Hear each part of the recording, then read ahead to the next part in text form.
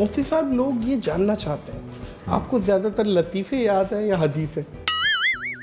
ایک ہی وقت میں آپ کو دو کالیں آئیں اور دونوں شخصیات ہیں جو آپ کے دل کے بڑے قریب ہیں. ایک ہے مفتی تقی عثمانی, ایک ہے مولانا طارق جمیل. پہنچنا ایک ہی ٹائم پہ, آپ کس کو اسکپ کریں گے, کس کے پاس جائیں گے؟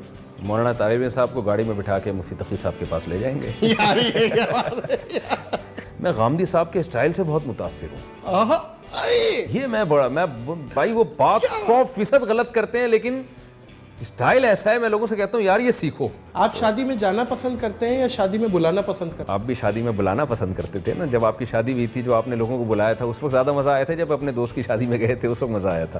جب میری جب آپ شادی کی میں شادی ہوئی تھی تو میں بھی آپ جیسا شادی میں بلانا پسند کرتے ہیں. تو ایک رہ گئی ہے آپ کی, دعا کریں انجینئر صاحب کی بھی کچھ لب کشائی کر دیں, کچھ اچھی بات آج بتا دیں. اختلاف اپنی جگہ, وہ تو WWE چل ہی رہا ہے. انجینئر صاحب اپنا دماغ اگر پازیٹیو چیزوں میں استعمال کر لیتے تو بہت زیادہ کام کر لیتے. وہ کراچی رہنے کی جگہ ہے یا درد سہنے کی جگہ ہے؟ درد سہنے کی جگہ ہے, رہنے کی جگہ اب نہیں ہے. لیکن اب میرے جیسے آدمی کے دل میں خیال آ رہا ہے کہ کراچی چھوڑ دوں میں.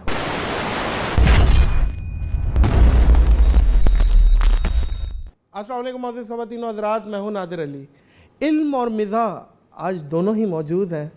وہ کوئی اور نہیں, ہمارے مفتی طارق مسعود ہیں. السلام علیکم مفتی صاحب. وعلیکم السلام ورحمۃ اللہ. خیریت سے ہیں؟ ٹھیک ٹھاک ہے, اللہ کا شکر ہے. بہت شکریہ مفتی صاحب آپ کا پھر سے آنا. جزاک اللہ, بڑی نوازش آپ کی. پہلے تو آپ کو بھی بہت بہت مبارک, آپ کے ماشاءاللہ بیٹے کی ولادت ہوئی ہے. ہم نے تو الحمدللہ یوٹیوب سے ہی پتہ چلا ہمیں. جی وہ آپ کو تو پتہ ہے یوٹیوب سے ہی تعلق ہے, تو بچے کی ولادت بھی یوٹیوب پہ ہی ہوئی ہے. تو ویسے آپ کی شادی کو کتنے سال ہو گئے ماشاءاللہ؟ 4.5 سال. تو اگر ناراض نہ ہو تو اس سستی کی وجہ, یعنی 4.5 سال بھائی کے یہ بعد سستی کی بھی وجہ تھی شروع میں. اس کا میں جواب دیتا ہوں کہ تقریباً 1.5-2 سال تو اصل میں ٹریولنگ ذرا فریکوینٹ رہی. صحیح. اور کچھ پلاننگس یہی تھیں کہ ذرا کام ہو جائے. وائف بھی ذرا شوقین تھی ٹریولنگ کی. تو آپ یقین کریں کہ پہلا سال تو ہم نے 15-16 ملک تو پہلے سال میں ہم نے گھوم لیے تھے. پھر اس کے بعد ہر چیز کا کہتے ہیں نا وقت سے پہلے نہ نصیب سے زیادہ. جی تو وہی خیر, یہ ایک مزاح کا سوال تھا, کوئی اس کو آپ سیریس نہیں یہ تو اللہ کی طرف سے اولاد جب اللہ دینا اللہ نہ کرے. ایسی کوئی بات نہیں ہے کہ میں اپنے خاندان کے جنازے یاد کر کے بیٹھا ہوں اور بالکل سیریس ہوا ہوں آپ کو جواب دے رہا ہوں. ایسی کوئی بات نہیں ہے.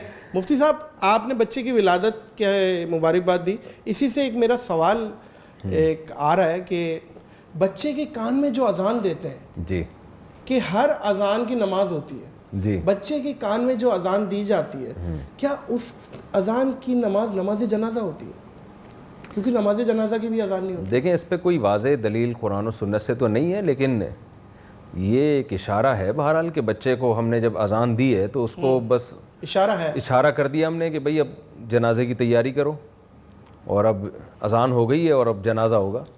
اقامت بھی ہو گئی, اذان بھی ہو گئی, دائیں کان میں بائیں کان میں اقامت ہو گئی, تو اب نماز ہی رہ گئی ہے نا. اور یہ صحیح روایتیں ہیں, ترمذی سے ثابت ہے. جی, ترمذی کی حدیث ہے, رسول اللہ صلی اللہ علیہ وسلم نے حضرت حسن ابن علی رضی اللہ عنہ کے کان میں, دائیں کان میں آپ نے اذان اور بائیں میں آپ نے اقامت کہی ہے. اور یہ جو گھٹی دے دیتے ہیں کہ بھائی گھٹی پھپھی دیں گی اور اپنا الگ الگ طریقے کار ہیں, تہوار ہیں, اس کے حوالے سے ذرا نبی صلی اللہ علیہ وسلم سے ثابت ہے. کھجور کا وہ, اچھا یہ بھی ثابت ہے. جی, لیکن ان چیزوں میں بہت زیادہ غلو کرنا ٹھیک نہیں ہے گھٹی میں. اور پھر لوگ یہ سمجھتے ہیں کہ اس کو اس سے گھٹی دلائیں گے تو یہ اس میں اس کی عادتیں آ جائیں گی. ایسا کچھ نہیں ہے. لوگ میرے پاس گھٹی دلانے آ رہے ہوتے ہیں نا, کہتے ہیں کہ بھائی ہم آپ سے گھٹی دلائیں گے, تو وہ سمجھتے ہیں شاید یہ کوئی عادتیں آ جاتی ہیں, خطیب بن جائیں گے یا ان کو 4 شادیوں کا شوق پیدا ہو جائے گا. میں کہتا ہوں ایسا کچھ بھی نہیں ہے. اچھا یہ بھی کہتے ہیں ماں کے دودھ میں تاثیر ہوتی ہے, اور ماں کا مطلب جو دودھ بچے کو پلاتے ہیں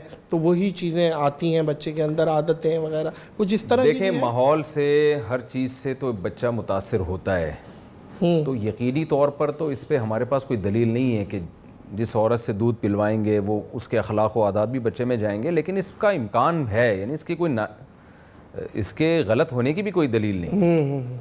تو اس کا ہمیشہ سے لوگ اہتمام کرتے رہے ہیں کہ بچے کو فیڈ کرائی جائے نیک پر, کیونکہ تبرک جو ہے, برکت, یہ تو بہرحال ایک ثابت شدہ چیز ہے نا. ہم تو یہاں تک لوگوں سے کہتے ہیں کہ قربانی میں جب آپ اپنا جانور ذبح کروائیں تو نیک آدمی سے ذبح کروائیں, اس سے گوشت میں انشاءاللہ اللہ سے امید ہے کہ برکت ہوگی, فائدہ ہوگا اس میں.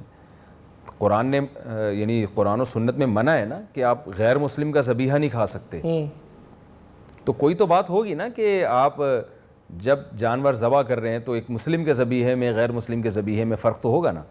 تو اس لیے دودھ پلانا یا کسی کے ساتھ رہنا، تو اگر ماں نیک ہوگی تو اللہ سے امید ہے کہ انشاءاللہ اس کی نیکی کی برکتیں اس دودھ میں بھی ہوں گی اور اس بچے پہ بھی اس کے اثرات پڑیں گے انشاءاللہ. مفتی صاحب، لوگ یہ جاننا چاہتے ہیں آپ کو زیادہ تر لطیفے یاد ہیں یا حدیثیں؟ دیکھیں مجھے حدیثیں زیادہ یاد ہیں. حدیثیں زیادہ یاد ہیں. یہ میرے اوپر الزام ہے.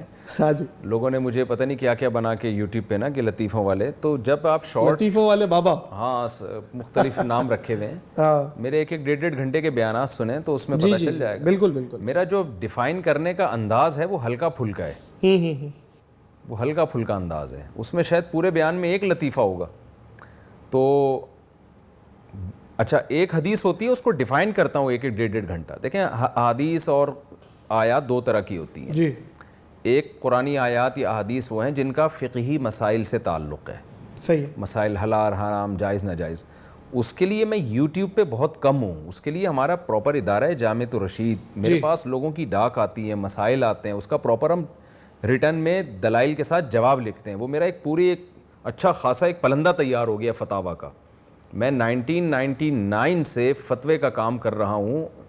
21-22 سال ہو گئے. یہ سارے ریسرچ ہی ہیں جن کو آپ ایک ریسرچ پیپر سے تعبیر کر سکتے ہیں کہ جتنے لوگوں کے مسائل آئے ہیں ان پہ ہم قرآن و سنت کے دلائل سے جواب لکھتے ہیں. اس میں میری اتنی موٹی موٹی فائلیں تیار ہو گئی ہیں. تو یہ کام چونکہ یوٹیوب پہ نہیں ہے. یوٹیوب پہ تو ہم لوگوں کے مینٹل لیول پہ آ کے بات کریں گے نا. یوٹیوب پہ ہم زیادہ علمی موشگافیاں ہم نے اگر جھاڑنا شروع کر دیں تو لوگ تھک جائیں گے. نبی صلی اللہ علیہ وسلم نے کیا فرمایا؟ کلم الناس علی قدری عقولہم. لوگوں سے بات کرو ان کی عقل کے لیول پہ جا کے. یہ صحیح حدیث ہے جی. تو جب پبلک جو سن رہی ہے اس کو پھر اتنے گاڑے علمی انداز میں ہم افلاطونی اور بقراتیاں شروع کر دیں ان کے سامنے تو لوگ تھک جائیں گے نا. تو لوگوں کے سامنے وہ بات ہوتی ہے جو ان کے مینٹل لیول پہ ہو. تو وہ فضائل کی احادیث زیادہ اس میں بیان ہوتی ہے. مسئلہ جس نے پوچھنا ہے اس کے لیے ہم نے بتایا ہے. ایک چینل بھی ہے میرا اور زیادہ تر تو ہم جو جامعۃ الرشید میں مسائل کا جواب دے رہے ہوتے ہیں. تو وہ ایک ہے. تو اس لیے میرے بارے میں لوگ سمجھتے ہیں کہ شاید یہ علم کے لحاظ سے بالکل ہی فارغ ہیں. تو میں تو نہیں کہتا کہ میں کوئی بڑا عالم ہوں لیکن اتنا فارغ بھی نہیں ہوں جتنا لوگوں نے سمجھ لیا ہے. نہیں بالکل بالکل. بلکہ مفتی تو اس کو مفتی کا جو کورس ہے پورا جی وہ کوئی آسان نہیں ہے. جی جی اس کا ذرا بتائیے. جامعۃ الرشید میں سینکڑوں لوگ آتے ہیں. ہر ایک کو ایڈمیشن نہیں ملتا مفتی کے کورس میں. اچھا. اس کے لیے خاص لیول کی صلاحیت ہونی چاہیے. پھر اس مثلاً یعنی پورا درس نظامی کیا ہو، عربی ادب میں مہارت ہو، عربی گرامر میں مہارت ہو، عربی کتابیں پڑھنے میں مہارت ہو، عربی کو عربی میں سمجھتا ہو اور اصول فقہ پڑھا ہوا ہو، اصول حدیث ہے. یہ ساری چیزیں امتحان کے بعد فتوے کے کورس میں ایڈمیشن ملتا ہے. اس کے بعد پھر پریکٹس ہوتی ہے. پھر کئی سال کی پریکٹس ہوتی ہے. اس کے بعد یہ اتھارٹی بڑوں کی طرف سے دی جاتی ہے کہ اب آپ فتویٰ دے سکتے ہیں. مجھے 11 سال کے بعد پرمیشن ملی تھی فتویٰ دینے کی. اچھا. یعنی میں نے 11 سال مسلسل فتوے کا کام کیا تو میرے جو استاذ ہیں ان کی طرف سے مجھے اجازت ملی کہ آپ اپنا ایک ادارہ کھول سکتے ہیں جس میں آپ جو مسائل پوچھے جائیں گے ان کا آپ خود سے جواب دے سکتے ہیں. یعنی اپنی اسٹیمپ کے ساتھ جواب دے سکتے ہیں. لیکن پھر بھی میں نے نہیں کھولا. یعنی 11 سال کے بعد مجھے یہ پرمیشن دی گئی کہ آپ اپنی اسٹیمپ کے ساتھ اب فتویٰ دے سکتے ہیں. لیکن میں نے کیوں نہیں؟ اس لیے کہ یار میں یہ کام اپنے گردن پہ رکھ کے کیوں کروں نا. مسئلہ بتانا آسان کام نہیں ہے. تو میں پھر یہی کرتا ہوں کہ جب میرے پاس سوال آتا ہے میں جواب لکھ کے جامعۃ الرشید بھیج دیتا ہوں. اسٹیمپ ان کی استعمال جی وہ اس کو چیک کریں. 2 بڑے بڑے مفتیان کرام اس کو چیک کرتے ہیں. وہ اگر اوکے کرتے ہیں تو پھر میں اس پہ جامعہ ہی کی اسٹیمپ لگاتا ہوں یا پھر میں اپنی اسٹیمپ لگا دوں. وہ پھر مجھے رائٹ ہے، میرا حق ہے. لیکن یہ اتنا آسان کام نہیں ہے جتنا لوگوں نے اس کام کو سمجھا. جی بالکل بالکل. آپ یوٹیوب کی وجہ سے مفتی صاحب مشہور ہوئے یا علم کی وجہ سے؟ آپ کو کیا لگتا ہے وجہ شہرت کیا ہے؟ دیکھیں دونوں چیزیں شامل ہیں. اگر خالی یوٹیوب ہی ہوتا جو ٹوٹا پھوٹا نہ علم دیا ہے وہ نہ ہوتا تو کیا ہوتا؟ یعنی کچھ بھی نہیں ہو سکتا تھا. اس کا اچھا سا جواب تو ویسے یہ ہے جو میرے ذہن میں آ رہا ہے آپ کی بیاپ پہ دے رہا ہوں. علم تھا تو یوٹیوب پہ آئے اور یوٹیوب ایک پلیٹ فارم بن گیا جی جس سے آپ ٹیک آف ہوئے. دیکھیں یوٹیوب پہ ہر آدمی مشہور نہیں ہوتا جی. بہت سے لوگ آئے ہیں. میں اہل علم حضرات جو میرے لیول کے ہیں جو بڑے حضرات ہیں ان کو تو میں نہیں کہہ سکتا کچھ. ان سے میں کہتا ہوں کہ اپنے انداز کو ٹھیک کریں. بہت گاڑی زبانیں یوٹیوب پہ علماء استعمال کر رہے ہیں. عوام کے لیول سے اوپر کی چیزیں کر رہے ہیں. تو اس سے بات اقوال و افعال میں تضاد نہیں ہے, اس طرح کی ڈر جاتے ہیں یار کیا ہے. میں کہتا ہوں آپ یہ کہو کہ ہمارے کاموں میں ہماری باتوں میں ٹکراؤ نہیں ہونا چاہیے, اس کو آپ یوں گاڑے انداز میں بیان کریں گے. وہ ایک ہے نا قاری صاحب گئے شیرے کی دکان پر, کہنے لگے حلوہ ہے حلوہ, اس نے کہا ہے مگر اتنا گاڑا نہیں ہے, نہیں سوری شیرہ ہے شیرہ, کہنے لگے شیرہ ہے شیرہ, تو میں نے کہا شیرہ ہے مگر قاری صاحب اتنا گاڑا نہیں ہے جتنا آپ بولے شیرہ. تو ہلکے انداز میں اگر اسلام کو پیش کیا جائے نا, زبان اور لینگویج بھی آپ ہلکی پھلکی استعمال کریں, تو اسلام میں خود اتنی اٹریکشن ہے وہ لوگوں کو آپ کی طرف کھینچتا ہے. نہیں بالکل صحیح ہے, کھینچتا ہے, بالکل صحیح ہے. اسی پہ ایک میری چیز آ رہی ہے ذہن میں کہ بات اگر صحیح ہو طریقہ غلط ہو تو کیا اس بات کو صحیح سمجھا جائے گا؟ دیکھیں بات کو تو صحیح سمجھا جائے گا اگر طریقہ غلط بھی ہے. صحیح ہے, بات ایک آدمی نے صحیح کی ہے بے شک. ایک آپ نے کیا کیا, غیر مسلم کے سر پہ ڈنڈا مار کے کہا کہ لا الہ الا اللہ خدا ایک ہے. صحیح ہے, اسٹائل صحیح نہیں ہے نا, آپ اس کو محبت سے سمجھا سکتے تھے. ہاں تو اس سے کلمے کا انکار نہیں کیا جائے گا, لیکن بات یہ ہے, یہ بھی چیز قرآن و سنت سے ثابت ہے کہ اگر آپ کا اسٹائل صحیح نہیں ہے تو آپ کی صحیح بات کو بھی لوگ ایکسیپٹ نہیں کریں گے, اور اس کے ذمہ دار بھی آپ ہوں گے کہ آپ کا انداز ٹھیک نہیں تھا, اس کی وجہ سے لوگوں نے آپ کی بات کا انکار کیا اور حق کا انکار کیا, تو اس کے مجرم بھی آپ ہیں. کیونکہ جو کسی جرم کا ذریعہ اور سبب بنتا ہے, میں ایک مثال دیتا ہوں. ہمارے ہاں ایک دفعہ کیا ہوا, ایک چھوٹا سا قادیانیوں سے کوئی مناظرے کی بات چل رہی تھی, تو ایک عالم نے مجھے بتایا کہ میں کسی کو لے کر گیا, ایک قادیانی جو تھے, وہ ان کے جو قادیانی کا جو بیٹا تھا نا, وہ چاہتا تھا ڈیبیٹ کرنا, اور وہ واقعی اسلام کو سمجھنا چاہتا تھا. کہہ رہے ہیں جب ہم وہاں گئے تو جو ہمارے مناظر تھے نا, انہوں نے وہاں جا کے مرزا غلام احمد قادیانی کو بیٹھتے ہی فحش گالیاں دینا شروع کر دیں, جس سے کیا ہوا ہے کہ وہ بیٹا جو سیکھنا چاہتا تھا پراپر, وہ تو اس لیے بلایا تھا کہ میں سمجھنا چاہتا ہوں, وہ بھی دک گیا. اس نے کہا کہ میں دوبارہ یہ مجلس ارینج نہیں کروں گا. اب دیکھیں نا اس سے کیا ہوا کہ آپ نے ایسے اسٹائل میں بات کی ہے, جب ڈیبیٹ ہو رہی ہے تو اس وقت تو یہ اسٹائل اختیار نہیں کرنا چاہیے تھا نا, اس وقت تو ایک علمی دلائل سامنے لانے چاہیے تھی. تو جن کو ہم کافر سمجھتے ہیں, غیر مسلم سمجھتے ہیں, لیکن جب بحث کے لیے آمنے سامنے بیٹھا جائے گا تو اگر آپ کا اسٹائل ٹھیک نہیں ہے, انداز ٹھیک نہیں ہے, تو صرف یہ اتنا کافی نہیں کہ جی بات تو ٹھیک کر رہا ہوں نا, بات آپ کس انداز سے کر رہے ہیں, یہ بھی میٹر, انداز ایک میٹر رکھتا ہے. کیا کہا جا رہا ہے سے زیادہ امپورٹنٹ کس طرح کہا جا رہا ہے. آپ دونوں چیزیں امپورٹنٹ, دونوں چیزیں اس میں بھی ہے, بعض لوگوں کے اسٹائل بہت اچھے ہیں, بعض 100% غلط کر رہے ہوتے ہیں. وہ ایسے میٹھے لہجے میں اتنے مکھن لگا کے اتنے تمیز سے, لیکن بات غلط ہوتی ہے وہ ان کی. میں سمجھ گیا کہاں وہ جو ہے نا, وہ بھی غلط ہے کہ آپ کا اسٹائل اتنا میٹھا ہے اور بات آپ بالکل ہی ایک قرآن و سنت کے اگینسٹ کر رہے ہیں, لیکن اسٹائل پہ لوگ مر رہے ہوتے ہیں. یہ تو پیکنگ کا زمانہ ہے نا. مجھے یاد ہے کہ ایک دفعہ میں زیتون کا تیل مجھے خریدنا تھا, تو میں شاپ پہ گیا, وہ میرے جاننے والے تھے. انہوں نے کیا کیا کہ جی یہ زیتون کا تیل ہے, اتنا بہت مہنگا تیل تھا, وہ آئل تھا بہت کم, اور یہ زیادہ کوانٹٹی میں یہ سستا ہے. میں نے کہا زیادہ کوانٹٹی میں سستا ہے اور جو کم کوانٹٹی میں وہ اتنا مہنگا کیوں؟ انہوں نے کہا اس کی پیکنگ پہ بہت خرچہ ہوا ہے, اور پبلک یہ مہنگا والا کم کوانٹٹی والا خرید کے جا رہی ہے, یہ ڈبے میں چونکہ رکھا ہوا ہے اتنا اچھا, ہاں ان کو لگ رہا ہے شاید ایک نمبر یہ ہے, ہاں کہہ رہے ہیں سیم چیز ہے لیکن پبلک اس پہ مر رہی ہے. ہاں تو میں نے کہا اس سے اندازہ ہوتا ہے کہ بات آپ یا کوئی بھی اپنی پروڈکٹ پیش کس طرح سے کر رہے ہیں. خوبصورت پیکنگ میں پیش کر رہے ہیں نا, تو کیسی ہی چیزوں لوگ اس کو لے لیتے ہیں. اگر آپ کی پیکنگ ٹھیک نہیں, تو بات کی بھی ایک پیکنگ ہوتی ہے. جب آپ کسی سے بات کر رہے ہوتے ہیں, اپنا پیغام ڈیلیور کر رہے ہوتے ہیں, تو اس کی بھی پیکنگ کیسی ہے. اسٹائل اچھا ہے, پیکنگ اچھی ہے, لوگ لے لیتے ہیں چاہے وہ غلط بات ہو, اگرچہ لوگوں کو ایسا کرنا نہیں چاہیے, لیکن لوگ اس پہ مر رہے ہوتے ہیں. تو میں لوگوں سے کہتا ہوں بھائی صرف نہ پیکنگ سے متاثر ہو اور نہ اس کی پروڈکٹ سے متاثر ہو. تو پروڈکٹ بھی دیکھو, پیکنگ بھی دیکھو, دونوں چیزیں دیکھو. مفتی صاحب ایشیا کپ ہونے جا رہا ہے 28 اگست کو, پاکستان انڈیا ٹکرا رہا ہے.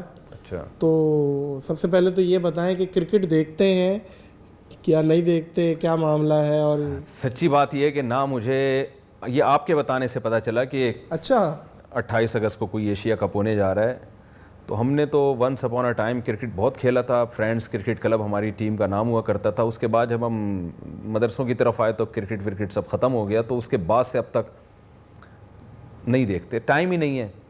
اچھا دیکھنے میں کوئی شرعی دیکھیں میں تو فتویٰ نہیں دے رہا کہ ناجائز ہے, لیکن یہ کہ ٹائم ویسٹنگ مجھے لگتی ہے. اچھا کہ اس میں بہت انہماک ہو جاتا ہے. میں کہتا ہوں پاکستان اور انڈیا کے جو بڑے بڑے ایشوز ہیں نا, اچھا لوگوں نے ان چیزوں کو اتنا زیادہ بڑھا لیا ہے کہ بھئی ایک چھکا ہی تو ہے نا, کبھی گیند مس ہو سکتی ہے, کبھی چھکا لگ سکتا ہے, تو یہ عزت اور ذلت کا اتنا بڑا معیار کیوں بنا لیا لوگوں نے اس کو؟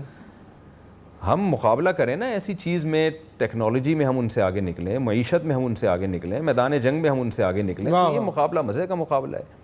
یہ کیا مقابلہ ہے گیند اور بلے میں آپ جیت گئے, ٹھیک ہے اچھی ہماری تمنا ہے پاکستان جیت جائے, یعنی ہماری تو ظاہر ہے محبتیں اپنے ملک کے ساتھ زیادہ ہیں, دعائیں بھی ہیں جیت جائے, لیکن اس کو اتنا بڑا جو ایشو بنا لیا نا, میں کم از کم اس سے متفق نہیں ہوں. میں اس سے متفق نہیں ہوں. سمجھ آ رہی ہے نہیں آ رہی؟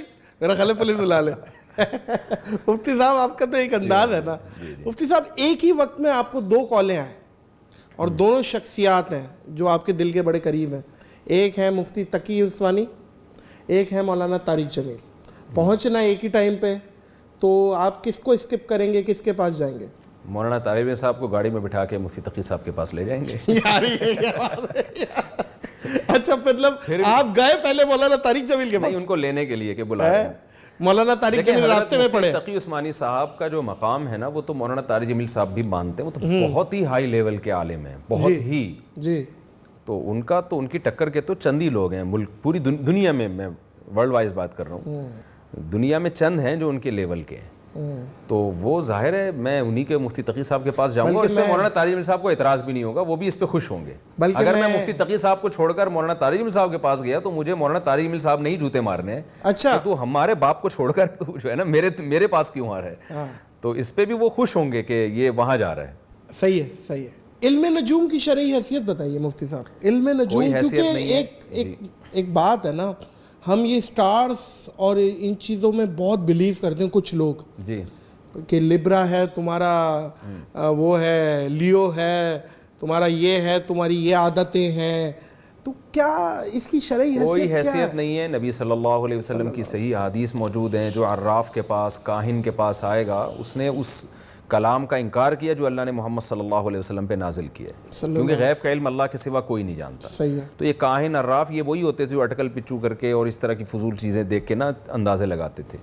تو کوئی ستاروں کا انسانی حیات سے کوئی تعلق نہیں ہے, اور اس کا آپ کی ڈیٹ آف برتھ, آپ اس تاریخ کو پیدا ہوئے تو پھر یہ ستارہ ہے آپ کا, یہ ان چیزوں کا کوئی ہماری لائف پہ کوئی اثر نہیں پڑتا.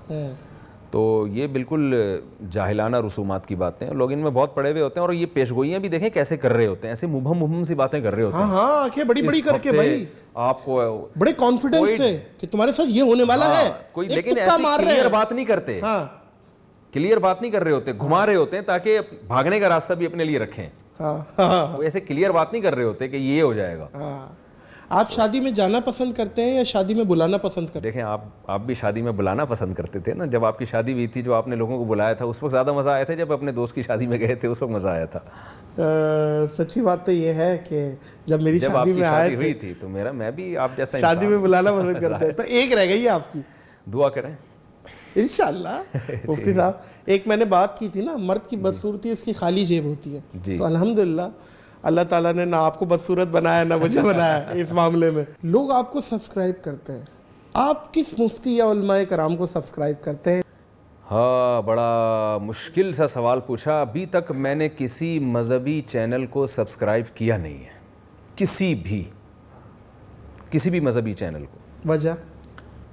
وجہ اس کی یہ کہ میرا چونکہ بڑے علماء سے تعلق ہے, تو میں جو پوچھنا ہوتا ہے تو بجائے چینل کے میں ڈائریکٹ ان علماء سے رابطہ کر لیتا ہوں جن میں میرے اساتذہ ہیں, میرے کلاس فیلوز ہیں. میرے کلاس فیلو میں ایسے علماء ہیں کہ ان کی علمی صلاحیت سے آپ پاگل ہو جائیں گے, یعنی آپ حیران ہو جائیں گے کہ یار یہ روبوٹ ہیں, یہ مشین ہیں, یہ کیا ہیں. لیکن یوٹیوب پہ نہیں ہے وہ. دیکھیں یوٹیوب کی دنیا میں نا ایک الگ ہی دنیا ہے یہ. یوٹیوب پہ ہر عالم وائرل نہیں ہو سکتا. میں نے بعض ایسے علماء تھے جو بہت علمی استعداد ہے ان کی, جن سے میں پوچھ رہا ہوتا ہوں, میں اکثر پوچھ رہا ہوتا ہوں یار اس میں تحقیق کیا ہے, یعنی بہت سی چیزوں میں جب میں پھنستا ہوں تو ان سے رابطہ کرتا ہوں. لیکن ان کے یوٹیوب چینل بنے ان کامیاب نہیں, کیونکہ ان میں وہ اسپیکنگ پاور نہیں ہے. علم ایک الگ چیز ہے, اسپیکنگ پاور ہونا ایک الگ چیز. مجھے یاد ہے ایک دفعہ ایک صاحب آئے, انہوں نے میرا بیان سنا تو انہوں نے کہا یار میں 20 کتابیں لکھ سکتا ہوں لیکن میں 1 گھنٹہ ممبر پہ بیٹھ کے بول نہیں سکتا. تو اسپیکنگ پاور یہ یوٹیوب کے لیے ضروری ہے, صرف عالم ہونا کافی نہیں ہے. تو چونکہ مجھے علمی پیاس میری بجھ جاتی ہے, میرے اساتذہ ہیں, میرے مشائخ ہیں, میرے کلاس فیلوز ہیں جن میں بڑی اللہ نے صلاحیت دی ہے, تو وہ میں وہاں سے بجھا لیتا ہوں. تو میں نے چینل جو سبسکرائب کیے ہوئے ہیں وہ اکثر ڈاکٹروں کے چینل سبسکرائب کیے ہوئے ہیں اچھا کہ جو میڈیکل سائنس کے حوالے سے کوئی بات, یا ایک تو پکاؤ ہے جو اس طرح کے جن میں کوئی بے حیائی کا عنصر نہ ہو, وہ میں گھر والوں کے ساتھ دیکھتا ہوں بیٹھ کے. ایک دفعہ تو میں نے آپ کا وہ کچھ دن پہلے دیکھا, کون سا والا مجھے یاد نہیں آ رہا, ایک بڑا زبردست تھا وہ پرینک آپ کا, وہ نائی وائی کے دوبارہ آپ نے کوئی اس پہ بنایا تھا. جی جی ہاں نابینا بنے ہوئے تھے, نابینا بلائنڈ اس کو ڈانٹ رہے ہیں کرسی کو, وہ بڑا دلچسپ تھا. تو میں نے آپ کو بھیجا بھی تھا کہ میں دیکھ رہا ہوں, یہ بڑا اچھا ہے آپ نے بنایا. جب ذہن فریش کرنا ہوتا ہے تو اس طرح کی چیزیں دیکھ لیتے ہیں. اور میڈیکل سائنس کے کچھ ڈاکٹروں کے کچھ چینل ہیں جو اوتھینٹک ڈاکٹر ہیں, ان کے چینل میں نے سبسکرائب کیے ہوئے, ان سے ایک نالج مل جاتی ہے, معلومات مل جاتی ہیں. ایک باڈی بلڈر ہیں, یعنی وہ فزیکل ٹرینر ہیں, یعنی فزیکل فٹنس کے ٹرینر ہیں, تو ان کا چینل میں نے سبسکرائب کیا ہوا ہے. آپ تو بلکہ بڑی ترغیب بھی دیتے ہیں جم کو اور ایکسرسائز, آپ کے ولاگس میں نے دیکھے ہیں. دیکھیں ہماری دو ضرورتیں ہیں نا, ایک ہماری ضرورت ہے, امام شافعی رحمہ اللہ کا ایک بڑا مشہور قول ہے کہ علم صرف دو ہی ہیں. اچھا, ایک دین کا علم اور ایک میڈیکل سائنس کا علم. اس زمانے میں زیادہ تر یہ دو ہی چیزیں, اس کے علاوہ ہیں علوم, اب تو بہت سارے علوم اور بھی ہیں جن کی بڑی ویلیو ہے, لیکن ہمارے اور میرے خیال ہے میرے اور آپ کے لیے تو یہ دو ہی چیزیں ہیں کہ ہمیں علم ہونا چاہیے, ایک دین کا علم ہونا چاہیے, ایک اپنی صحت کو ہم نے کیسے مینٹین رکھنا ہے اس کا علم ہمارے پاس ضروری ہے. باقی چیز کی ہر ایک کو ضرورت نہیں ہے.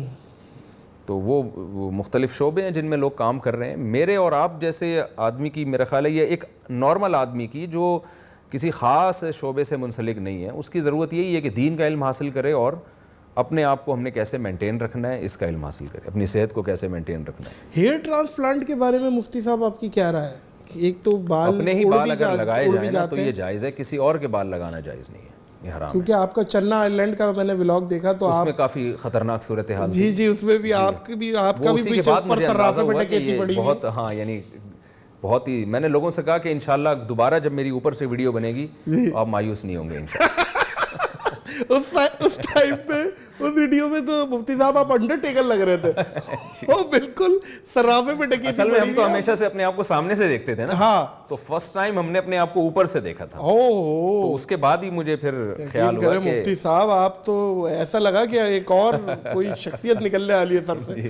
تو ہیئر ٹرانسپلانٹ کے بارے میں شرعی اپنے بال اگر لگائے جائیں تو جائز ہے, کوئی حرج نہیں ہے, وہ نکال کے اور ان کے طریقے بال لگوانا. بعض دفعہ یہ بھی ہوتا ہے کہ لوگ کسی اور سے بال, ڈونر کوئی اور ہوتا ہے, یہ حرام ہے, یہ تو صریح حدیث میں اس کی مخالفت ہے.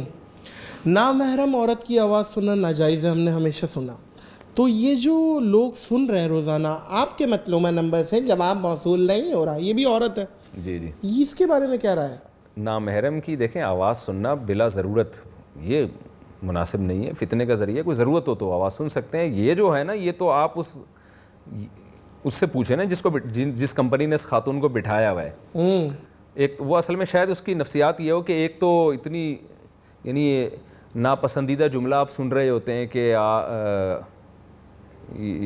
کہ کال ریسیو نہیں ہو رہی, اوپر سے کوئی خطرناک سا کوئی ایسا آدمی بٹھا دیں کرخت آواز میں, تو اور زیادہ لوگ ٹینشن میں نہیں ہو رہی بھائی, جواب موصول نہیں ہو رہا, رکھ فون. جی ہاں, آواز نہیں آ رہی تو بار بار کرے جا رہا ہے کہ چین نہیں ہے. ہاں چین ہے لیکن کھل نہیں رہی, عجیب سی بات ہے نا. تو ان کے پیش نظر یہ مسئلہ تو ہوگی ہے نا کہ لوگ کہیں کہ چلو یار کال ریسیو نہیں ہو رہی, لیکن ٹینشن تو لوگوں کی نفسیات بتا رہا ہوں آپ کو.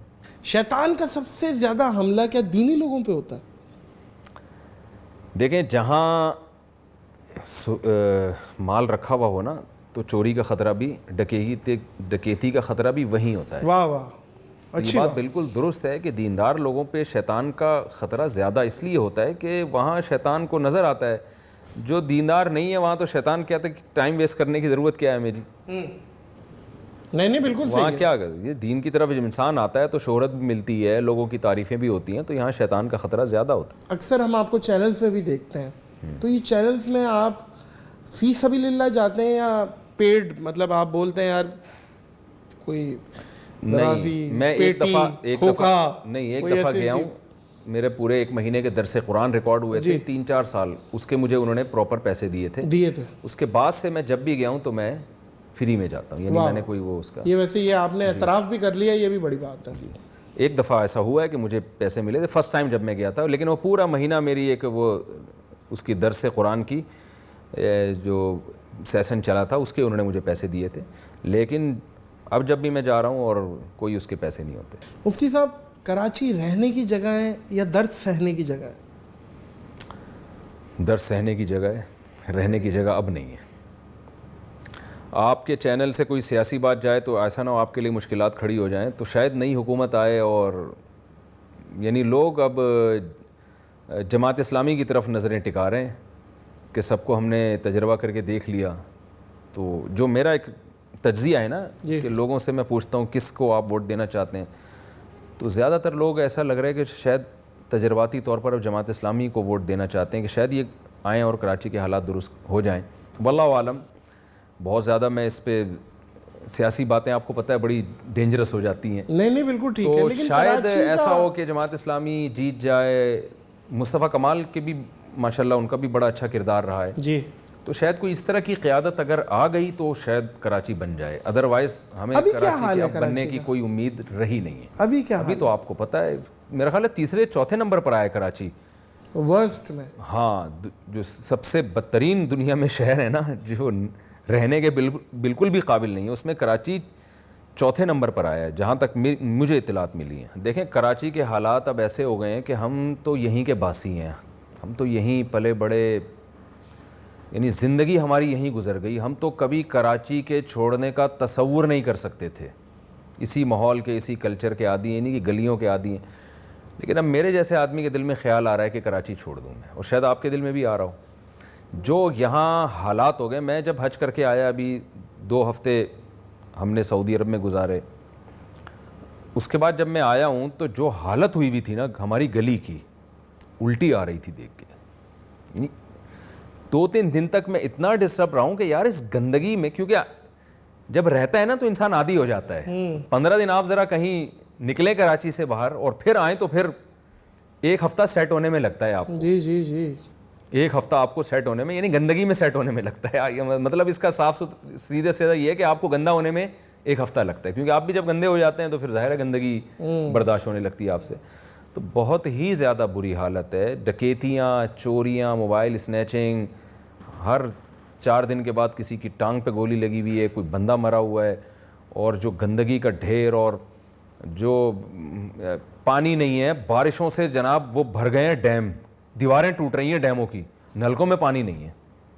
اور ابھی تو آپ کو پتہ ہے ریسنٹلی آپ کو پتہ چلا ہوگا ٹائیفائڈ بہت پھیل گیا گندے پانی کی وجہ سے, اس لیے کہ بارشوں کا پانی اور گٹر لائنیں اور جو پینے کا پانی ہے سب مکس ہو گئے ہیں. وہ ایک الگ ٹینشن کھڑی ہو گئی ہے. تو یہ تو بہت ہی برے حالات ہیں. آپ نے جیسے کہا کہ کراچی چھوڑ دوں گا, تو آپ کہاں جائیں گے؟ خیال آ رہا ہے کہ ہم لاہور یا اسلام آباد کی طرف موو کر جائیں. تو جو کراچی چھوڑ کے جاتے ہیں تو ظاہر ہے لاہور یا اسلام آباد ہی ہے پھر بڑے شہر, اچھے شہر. تو لیکن بس بات وہی ہے, یہ مفتی صاحب بھی جو بول رہے ہیں ہے بات کڑوی لیکن ہے سچی. کراچی کے لیے ایک شعر ہے کہ تیر کھا کے دیکھا جب کمی گاہ کی طرف, کچھ اپنے ہی دوستوں سے ملاقات ہو گئی. جی کراچی بول رہا ہے. کراچی نے سب کو روزگار دیا, دیکھیں کراچی کو کسی نے کچھ نہیں دیا. بالکل صحیح کہا آپ نے. میں اکثر اپنا ایک واقعہ سناتا ہوں. میں گلگت میں تھا, کسی دور دراز گاؤں میں ہمارا جانا ہوا. یہ بات ہے تقریباً 12 سال پرانی. میں اس وقت اتنا خاص فیمس نہیں تھا. کسی گاؤں, کسی دیہات میں ہم لوگ گئے چائے پینے کے لیے. تو اس نے جب چائے پلائی, میری بات چیت کے اسٹائل سے وہ سمجھ گیا کہ یہ بندہ کراچی کا ہے. ہم کافی سارے لڑکے تھے, ہم نے دودھ پتی منگوا کے پی. میں گیا پیسے دینے, اس نے کہا آپ کراچی کے ہو. میں نے کہا آپ کو کیسے پتہ چلا؟ کہہ رہے آپ کی زبان سے پتہ چلا. کہہ رہا میں پیسے نہیں لوں گا. میں نے کہا لو یار. کہہ رہے نہیں. میں نے بہت اصرار کیا. کہہ رہے کراچی سے کوئی بھی آتا ہے میں پیسے نہیں لیتا, کیونکہ کراچی نے ہمیں بہت کھلایا ہے. یہ اس کے اللہ اکبر. یعنی میں اس میں جذباتی ہو رہا ہوں یہ الفاظ کہتے ہوئے, جو میں وہاں بھی جذباتی ہو رہا تھا. کہہ رہے کراچی نے ہمیں بہت کھلایا ہے. تو کراچی کو غریب کی ماں کہا جاتا تھا. جس کو کہیں بزنس نہیں مل رہا وہ کراچی آئے. یہ تھا, اتنی عزت تھی ہماری ہر جگہ. اب ہم کہیں جاتے ہیں کراچی سے, اچھا وہ جہاں پل ٹوٹے ہوئے ہیں, جہاں وہ ہر آئے دن بندے مر رہے ہیں, جہاں کچرے کے ڈھیر بنے ہوئے ہیں, تم لوگ رہتے کیسے ہو وہاں پہ؟ یعنی یہ ہم سے الٹا لوگ ہم پہ طنز کر رہے ہوتے ہیں, یار تم رہتے کیسے ہو وہاں پہ. بے شک ایسے ہی. تو یہ ہو گیا ہے. تو کراچی نے تو بہت ہمیں عزت بھی دی ہے, ہمیں کلچر دیا. میں شاید آپ کے پچھلے پروگرام میں بھی میں نے شاید اس بات کا تذکرہ کیا تھا کہ سندھ یونیورسٹی کے وائس چانسلر تھے میری, ان سے سندھ یونیورسٹی نہیں, جامشورو یونیورسٹی کے, مجھے بیان کے لیے بلایا. سندھی تھے, وہ عمر زیادہ ہو گئی تھی, میرا خیال ہے 65 سال ان کی ایج ہوگی, ریٹائرمنٹ کے بالکل قریب تھے وہ, یا شاید ریٹائر ہو چکے تھے بھی, مجھے یہ اتنی معلومات یاد نہیں ہے. مجھے انہوں نے کہا کہ بیٹا ہم کراچی اپنے بچوں کو تہذیب سیکھنے کے لیے بھیجا کرتے تھے. کہنے لگے کہ مجھے یاد ہے, کہتے ہیں ہم اپنے بچوں کو کراچی کے اسکولوں میں ایڈمیشن دلواتے تھے. بیٹا, وہ جو سندھی تھے وہ بتا رہے تھے کہ وہاں تہذیب سیکھ کے آؤ گے. میں نے کہا کیسے؟ انہوں نے کہا ہمارا بچہ یہاں آؤ جاؤ اس طرح کے, وہاں جا کراچی سے سیکھ کے آتا تھا آئیے بیٹھیے کھائیے, ہاں نہیں کہنا, جی کہنا ہے بڑوں کو جواب میں, یہ ساری چیزیں بچے کراچی سے سیکھ کے آتے تھے. اور ہمیں بھی یاد ہے ہمارے جب پنجاب سے رشتہ دار آیا کرتے تھے تو وہ کہتے یار یہاں کا عجیب ہی, ہم چھوٹے بچے تھے نا, ہماری 8-9 سال عمر ہوگی, تو ہمارے جو پنجاب سے رشتہ دار آتے تھے کہتے یار یہاں کا عجیب ہی ایک کلچر ہے, اتنے اس زمانے میں تو ڈیولپمنٹ بھی تھی, ہاں اتنا اچھی یہاں لوگوں کی زبان, یہاں اتنا اچھا سلیقہ, یہاں اتنا امن. تو ہمارے تو بڑے یہ کہتے کہتے چلے گئے کہ کراچی کو نظر لگ گئی ہے. کراچی کو نظر لگ گئی ہے, اپنے کی شاید لگ گئی, دل کے پھپھولے جل اٹھے سینے کی آگ سے, گھر کو آگ لگ گئی آخر گھر کے ہی چراغ سے. تو اس میں قصور اپنا ہی ہے, کوئی باہر سے امریکہ اسرائیل نے آ کے نہیں کیا, یہ بالکل یہ ہمارا اپنا ذاتی کردار ہے. مفتی صاحب, کراچی میں تو ایک عام آدمی سیف نہیں ہے اسٹریٹ کرائم کے پوائنٹ آف ویو سے, تو کیا مشہور ہونے کے بعد ہر بندے کو کیا اپنی سیکیورٹی کی ذمہ داری خود اس پہ آ جاتی ہے, یا آپ لوگوں نے کیا کیا؟ دیکھیں یہاں آپ کی جان کو خطرہ ہے, اس کے لیے اتنا کافی ہے کہ آپ مشہور ہیں. اس کے لیے مزید کوئی اور کچھ ضرورت نہیں ہے. آپ مشہور ہیں تو مسئلہ آپ غیر محفوظ, ہماری جان کو خطرہ ہے 100%. اچھا, تو جو مشہور ہے اس کا مطلب اس کی جان کو خطرہ ہے یہاں پہ, تو اس لیے آپ کو اب سیکیورٹی کا انتظام خود کرنا پڑے گا. تو آپ گورنمنٹ سے زیادہ امیدیں نہ لگائیں. گورنمنٹ سے تو ویسے بھی نہیں, سول حکومتوں کا تو اپنا, وہ بیچارے اپنی سیکیورٹی کے لیے انہوں نے اپنے پرائیویٹ انتظام کیا ہوا ہوتا ہے, تو اس لیے یہ آپ کو خود کرنا پڑے گا. اور جو بھی فیمس ہے اس کو کرنا چاہیے, اس سے پہلے کہ وہ اخبار میں آئے اس کو چاہیے کہ وہ اپنی سیکیورٹی کا ذمہ دار خود کرے. مفتی صاحب, اختلاف اپنی جگہ آپ کا, لیکن دوسرے فرقہ کے علماء کرام میں سے آپ کس کو پسند کرتے ہیں سننا؟ مطلب کسی کا کلپ یا دیکھ لیا یار یہ مولانا شامل الہی ظہیر صاحب اور ابتسام الہی ظہیر صاحب, اہل حدیث علماء میں بڑے معتدل علماء لگتے ہیں مجھے. بریلوی علماء میں بھی 1-2 عالم ہیں جو مشہور ہو. 1-2 حضرات سے میری ملاقات ہوئی ہے جن سے میں انسپائر ہوا, لیکن میں بہت افسوس کے ساتھ, یہ میری غلطی ہے کہ ان کے نام بھول گیا میں, لیکن ہیں ہر جگہ ہیں مشہور و معروف. اچھا, مشہور جو عالم ہیں ثاقب رضا مصطفی صاحب, اچھا, ان کے بھی میں نے بہت تھوڑے بیان سنے, لیکن اس میں مجھے کوئی نیگیٹیوٹی نظر نہیں آئی ہے. تو اور لوگوں میں ان کا بھی ایک اچھا تبصرہ ہے کہ یہ کوئی ایسی نیگیٹو بات کرتے نہیں ہیں. ذاتی طور پہ میں زیادہ نہیں جانتا ان کو. بالکل, ثاقب رضا مصطفی صاحب کا آپ نے ذکر کیا, لیکن ان کا پبلک میں جب آپ پوچھتے ہیں نا تو کوئی اچھے وے میں لوگ تذکرہ کرتے ہیں کہ کوئی نیگیٹیوٹی پھیلاتے نہیں ہیں, کوئی ایسی جو اسلام کے بیسک چیزیں ہیں اسی کو اکثر یہ بیان کر رہے ہوتے ہیں. مفتی صاحب, کوئی آپ کے خلاف بولے تو آپ اسے معاف کر دیتے ہیں یا معافی منگوا لیتے ہیں؟ معافی مانگ جلدی, 2 بندے آ رہے میرے بدماش آ رہے, معافی منگوائیں گے تم سے, کیا کرتے ہیں؟ میرے خلاف بولنے کی 2 حیثیتیں ہیں نا. ایک تو میری ذاتیات پہ کوئی کیچڑ اچھالنا شروع کر دے, میری پرائیویٹ لائف پہ, میری نجی زندگی پہ بولنا شروع کر دے, اس کو تو میں کچھ جواب اس لیے نہیں دیتا کہ یہ تو غلطی اسی کی ہے نا کہ میری نجی زندگی میں کیوں گھس رہا ہے بھائی تو. صحیح ہے. تو بہت زیادہ تنگ کرتا ہے تو زیادہ میں بد دعا دے دیتا ہوں اور نیچے اس کو پارسل کرا دیتا ہوں اگر میرا اس سے رابطہ ہو, کیونکہ اس سے انسان کو بہت ایک اذیت ہوتی ہے کہ آپ کسی کی نجی زندگی میں آپ گھسنے کی کوشش کر رہے ہو. تو ایسا نہیں دیتا اتنے آرام سے بد دعا, جب بہت زیادہ تنگ کرے تو پھر دوسرا طریقہ, دوسرا جو علمی اختلافات کی بیس پہ, تو اس میں ریکارڈ کروا دیتا ہوں. ابھی میں نے کوے پر ایک بیان کیا تھا. اچھا, کوا کو کوے کے بارے میں شرعی حکم بیان کیا تو اس پہ بہت لوگوں نے کچھ, کیا تھا؟ میں نے بتایا کہ کوا وہ چلایا لوگوں نے اس طرح, مفتی صاحب کا فتویٰ کوا حلال ہے, حالانکہ اس طرح نہیں تھا, وہ پوری ڈیٹیل تھی اس میں. اچھا کوا حلال ہے؟ کوا کچھ تفصیل کے ساتھ حلال ہے, ایسا نہیں ہے کہ پھر میں نے پوری ڈیٹیل بیان کی اس کے حدیث کے حوالے کے ساتھ, دوبارہ اس کو ریکارڈ کروایا. تو ایسا علمی اعتراضات جب لوگ کرتے ہیں تو لوگوں سے ایک گزارش یہ ہے کہ آپ جب علمی اعتراض کریں نا تو اس میں طنزیہ لب و لہجہ نہیں ہونا چاہیے آپ کا. جیسے میں نے بیان ریکارڈ کیا کہ کوا حلال ہے ڈیٹیل کے ساتھ, ایسا نہیں کہ ایک دم فتویٰ دے دیا ہو کہ کوے پکڑ پڑ گئے آپ کھانا شروع کر دیں. تو اگر آپ کو کوئی علم اعتراض ہے لوگوں سے, میں کہہ رہا ہوں, تو لوگ اس کو ایک جواب دیں کہ مفتی صاحب آپ نے کہہ دیا, حالانکہ یہ تو صحیح مسلم کی حدیث ہے جس میں کوے کو فاسق کہا گیا ہے. تو فاسق سے متبادر تو یہی ہوتا ہے کہ یہ حرام ہے, تو اس کا کیا جواب ہے آپ کے پاس؟ یہ اسٹائل ہوتا ہے نا, تو آدمی جواب دیتا ہے. لوگ نے کیا بنانا شروع کر دیا, دیوبندیوں کا کوا حلال ہو گیا, لو بھائی کوے کی بریانی بنا کے کھاؤ. یہ لگتا ہے کہ کوا بریانی بھی ایک کلپ کٹ کے تو مشہور ہے, ہاں تو وہ پھر آپ کے ساتھ لگا دیا ہوگا. ہاں لگا دیں گے. تو یہ اسٹائل لوگوں کا ٹھیک نہیں ہے. علمی کوئی اعتراض ہے تو علمی اسٹائل سے ہونا چاہیے. میں غامدی صاحب کے اسٹائل سے بہت متاثر ہوں. یہ میں بھائی وہ بات 100% غلط کرتے ہیں لیکن اسٹائل ایسا ہے, میں لوگوں سے کہتا ہوں یار یہ سیکھو. اچھا بندے کو غصہ نہیں آتا, جذباتی نہیں ہوتا. ساری باتیں غلط نہیں ہوتی, کچھ باتیں صحیح بھی ہوتی ہیں. اچھا میں انٹرو میں اتنا ہی لگاؤں گا مفتی صاحب آپ کی اجازت سے کہ میں غامدی صاحب سے بہت متاثر ہوں اسٹائل سے. آگے آپ نے بولا نہیں انٹرو میں, آگے پھر پوری بات ہے, ظاہر ہے آپ کا ہم کیسے بات آپ کی پوری جائے گی. بات یہ ہے کہ جو مرضی سامنے والا کہہ دے, غامدی صاحب کی خوبصورت بات یہ ہے کہ غصہ نہیں آتا.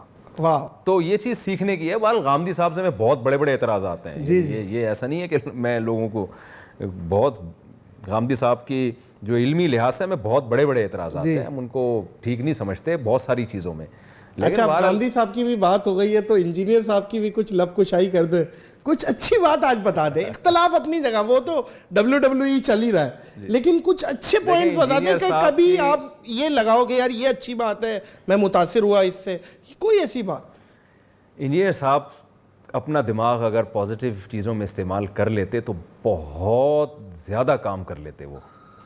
تو ان کو اللہ نے یہ صلاحیت دی ہے, بولنے کی صلاحیت دی اللہ تعالیٰ نے انجینئر صاحب کو. تو اگر وہ یہ تو ہو گیا, یہ تو ایک مشورہ ہو گیا, یہ میں نے مان لیا نا کہ صلاحیت دی اللہ نے, صلاحیت دی ہے, یہ میں نے مان لیا نا. یہ صلاحیت استعمال میرا خیال ہے غلط ہو رہی ہے. بعض لوگوں کے پاس صلاحیت ہی نہیں ہوتی نا, ان میں یہ ایک منفی چیز ہے, نیگیٹو چیز ہے, صلاحیت ہی نہیں ہے ایک بندے کے پاس. بندے کے پاس صلاحیت ہے اور محنت بھی ہے, انٹیلیجنٹ آپ کہہ, ہاں انٹیلیجنٹ آدمی ہے, محنت بھی ہے, لیکن وہ ساری نیگیٹو چیزوں میں, جہاں تک میری رائے ہے, جی وہ تو آپ نیگیٹو چیزوں میں استعمال ہو رہی ہے. وہ تو آپ اگر اچھی چیزوں میں استعمال ہوتی, علماء کو وہ اپنا ساتھی بناتے, اپنا حریف نہ بناتے, اپنا مخالف نہ بناتے. تو دیکھیں خامیاں ہر ایک میں ہوتی ہیں دنیا میں, کوئی ایسا نہیں ہے جو 100% صحیح ہو, نہ کوئی ایسا مدرسہ ہے جو 100% صحیح ہو, نہ کوئی ایسی شخصیت ہے, نہ میں ہوں, نہ مولانا طارق مل صاحب ہیں, نہ مفتی تقی صاحب ہے. کوئی بھی دنیا میں ایسا نہیں ہے جو 100% ٹھیک ہو.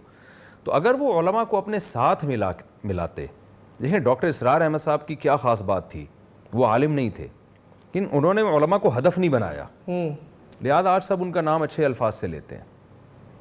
تو شروع میں ان کی کچھ ایسی چیزیں آئی تھی جو ایسا لگ رہا تھا علماء کے اگینسٹ جائیں گے, لیکن انہوں نے اپنے فوراً, جب علماء نے ان کو تنبیہات کی, انہوں نے فوراً اپنا وہ پیٹرن چینج کیا. تو کتنے لوگوں نے ان کا ساتھ دیا. دیکھیں ڈاکٹر ذاکر نائک سے بھی اختلاف تو ہے نا ہمارے, جی آپ بیٹھے طلاق کے مسئلے پر, تو میں بالکل ڈاکٹر ذاکر نائک کو غلط کہتا ہوں 100%, لیکن کتنے اچھے تعلقات ہیں. تو 3 طلاق کا جو مسئلہ ہے ڈاکٹر صاحب کا, وجہ کیا ہے, ڈاکٹر صاحب کی ملاقات کہاں ہوئی تھی؟ میری ملیشیا میں 2 دفعہ ان سے ملاقات ہوئی تھی, میری دعوت کی, باقاعدہ بلایا, بڑی عزت دی, اللہ ان کو جزائے خیر دے. تو ملیشیا میں ہی ہوتے ہیں؟ جی ملیشیا میں, موجودہ پتہ وہیں ہے؟ جی بس انشاءاللہ کوالالمپور میں. جی کوالالمپور. تو ڈاکٹر صاحب نے بھی علماء کو اپنے ساتھ ملانے کی کوشش کی, اپنا حریف نہیں بنایا. تبھی آج انہوں نے مجھے بتایا کہ سب سے زیادہ پاکستان کے علماء مجھ سے ملتے ہیں اور مجھے محبت دیتے ہیں. یہ 2 ملاقاتوں میں دونوں دفعہ انہوں نے کہا, بنوری ٹاؤن کا خاص طور پہ نام لیا انہوں نے کہ وہاں سے بہت علماء آئے ہیں مجھ سے ملاقات کے لیے. تو اختلاف کے باوجود علماء کیا ہے, ان کے جو کاموں سے متفق ہیں ان میں ان کا ساتھ دے رہے ہیں. تو انجینئر صاحب ایک اچھی پازیٹیو بات یہ ہے کہ بدعتوں کے خلاف بھی ان کا کچھ کام ہے. بہرحال بہت سے لوگوں, یعنی ایک جو مزار پرستی اور جو بھی بدعتیں ہمارے معاشرے میں ہیں, ان کو یہ اچھالتے ہیں, یہ ایک پازیٹیو کام ہے. لیکن ان کے دوسری جو نیگیٹو کام ہے نا, ان کی وجہ سے یہ پازیٹیو کام بھی, اس کا بھی آؤٹ پٹ کوئی اچھا نہیں نکل رہا. صحیح. یعنی لوگوں میں جو ایک حیثیت بن کے آئی ہے سامنے, وہ حیثیت یہی ہے کہ بھائی یہ ادھر بھی فتویٰ دے گا, اس کے خلاف بھی بولے گا, اس کے خلاف بھی بولے گا, اس کے خلاف, یہ ایک آپ نے اپنا امیج ایسا بنا دیا ہے. تو آپ بدعتوں کے خلاف جو کام کر رہے ہیں, بدعتیوں کے خلاف, یہ بہت اچھا کام ہے. یعنی بدعت کے خلاف, بدعتیوں کے نہیں بلکہ ان کی جو بدعت ہے اس کے خلاف, تو وہ کام آپ کا بہت اچھا ہے, اس کو آپ فوکس کریں. واہ. لیکن واہ, شخصیتوں کے نام لے لے کے ان کا مذاق اڑانا, ان پہ طنز کرنا, ان یہ پہ آپ رد کا کرنا, ریزرویشن ہے. یہ میرا ریزرویشن آپ نے جب بات کر لی ہے تو میرا ایک مشورہ ہے واہ کہ یہ طریقہ جس کی وجہ سے آپ کی جو کچھ جو آپ میں پازیٹیو چیزیں ہیں اس کا بھی وہ بیکار ہو رہی ہیں. تو دیکھیں قیامت میں بھی تولا جائے گا نا اعمال, ٹھیک ہے نا, تو تول میں جو ہے نا وہ نیگیٹیوٹی زیادہ آ رہی ہے. تو آپ بدعت کے خلاف کام کر رہے ہیں, یہ اچھا کر رہے ہیں, تو یہ کرتے رہیں آپ. شہرت انسان کے لیے جزا ہے یا سزا؟ دیکھیں شہرت انسان یہ نعمت ہے, اور حقیقی طور پر تو یہ انسان کے لیے ایک جزا ہے اللہ کی طرف سے. لیکن ہر نعمت اگر آپ اس کی ناقدری کریں گے تو وہی آپ کے لیے عذاب بن جائے گی. پیسہ اللہ کی نعمت ہے, اللہ نے آپ کو دے دیا. قارون کے پاس پیسہ تھا نا, تو موسیٰ علیہ السلام نے قارون سے کیا کہا, احسن کما احسن اللہ الیک, جیسے اللہ نے تجھ پر احسان کیا تو بھی غریبوں کا بھی تو خیال کر. تو موسیٰ علیہ السلام نے پیسے کو عذاب نہیں کہا بلکہ احسان کہا. تو اس سے پتہ چلتا ہے کہ دنیا میں جتنی بھی نعمتیں ہیں یہ اللہ کے احسانات ہیں. تو شہرت بھی اللہ کی طرف سے ایک احسان ہے, لیکن اس احسان میں آپ اترانا شروع کر دیں, آپ دوسروں کو نیچا سمجھنا شروع کر دیں, یا اس شہرت کا ناجائز فائدہ اٹھانا شروع کر دیں, تو پھر یہ اللہ کا عذاب بن جائے. جیسے قارون کو اللہ نے دولت دی, اس نے وہی دولت اس کے لیے عذاب کا ذریعہ بن گئی, اور اسی دولت سمیت اللہ نے اس کو زمین میں دھسا دیا. تو شہرت اگر آپ کو ملی ہے, یہ اللہ کی بہت بڑی نعمت ہے, کہ آپ اس نعمت کو کیش کرائیں اچھے کاموں میں, اور اس نعمت کا ناجائز فائدہ نہ اٹھائیں. کبھی کبھی یہ آپ کو, کیونکہ شہرت یافتہ بندہ جو ہوتا ہے فیمس, اس کے لیے کہیں کہیں آزمائش بھی ہو جاتی ہے. تو کبھی کوئی ایسی چیز, کوئی واقعہ جس سے آپ ناپسندیدہ آپ کرتے ہوں کہ یار یہ کوئی ملنے کا طریقہ لوگوں کا, بس یہ بہت اچھا سوال کیا آپ نے, اور آپ کے چینل سے یہ بات اگر لوگوں تک چلی جائے تو بڑا اچھا ہو جائے گا. لوگ جو ملاقات کرتے ہیں ظاہر عقیدت میں کر رہے ہیں, محبت میں کر رہے ہیں, اور میں اپنے آپ کو اس قابل نہیں سمجھتا کہ لوگ مجھ سے عقیدت کریں. ہم تو اللہ نے ایک ستاری کا معاملہ کیا ہوا ہے, ٹوٹے پھوٹے آدمی ہیں, لیکن لوگوں کا خیال ہے کہ ہم بہت نیک ہوں گے, بہت بڑے عالم ہوں گے. تو بیچارے لوگوں کی نیت پہ تو ہمیں شبہ نہیں ہے, لیکن لوگوں کی مثال میرے ساتھ اب ایسے ہو گئی ہے, اندھی کے بچہ ہوا اور چوم چوم کے مار دیا اس نے. اندھی کا بچہ ہوا. تو میں ابھی اپنا واقعہ سناؤں. پرسوں جامعۃ الرشید میں نے ظہر کی نماز پڑھی, مجھے چھینکیں آنا شروع ہوئیں. میرے لیے 4 فرض پڑھنا مشکل ہو گیا, اتنی چھینکیں آ رہی تھیں. میں نے کہا میں فوراً بھاگوں, تھوڑا دھوپ میں بیٹھوں. صحیح.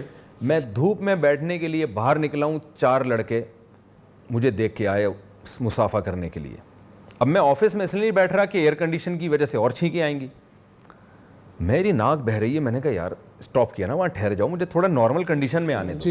نہیں جی, ان کی عقیدت, چونکہ انہوں نے مجھے دیکھا, انہوں نے مغروریت کا فتویٰ لگا دیا. انہوں نے زندہ مجھے پہلی دفعہ دیکھا, ہمیشہ یوٹیوب پہ دیکھا تھا.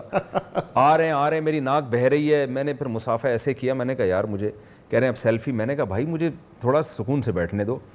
ان کو تھوڑا میں نے بھگایا. میں ابھی پھر 4 آدمی پھر آ گئے, 6 آدمی پھر آ گئے. میں بھاگا ہوں, آفس کے اندر گیا ہوں تو وہاں اے سی چل رہا ہے. پھر میں دھوپ لینے کے لیے آؤں تو 8 آدمی اور کھڑے ہوئے ہیں. تو مجھے تھوڑا سا غصہ آ گیا. میں نے ان کو نا تھوڑا سا وہیں سے میں نے اشارہ کیا, بھائی میں نہیں مل سکتا. تو پھر بعد میں خود ہی انسان کو ندامت ہوتی ہے, یار اگلا محبت میں مل رہا ہے, عقیدت میں مل رہا ہے, اور آپ اس سے بد اخلاقی کر رہے ہیں, تو پھر سارا دن ویسے ہی خراب گزرتا ہے. یہ ایک ایسی چیز ہے جو مشہور آدمی کے لیے اتنی بڑی آزمائش ہے کہ اس میں اس کی سمجھ میں نہیں آتا.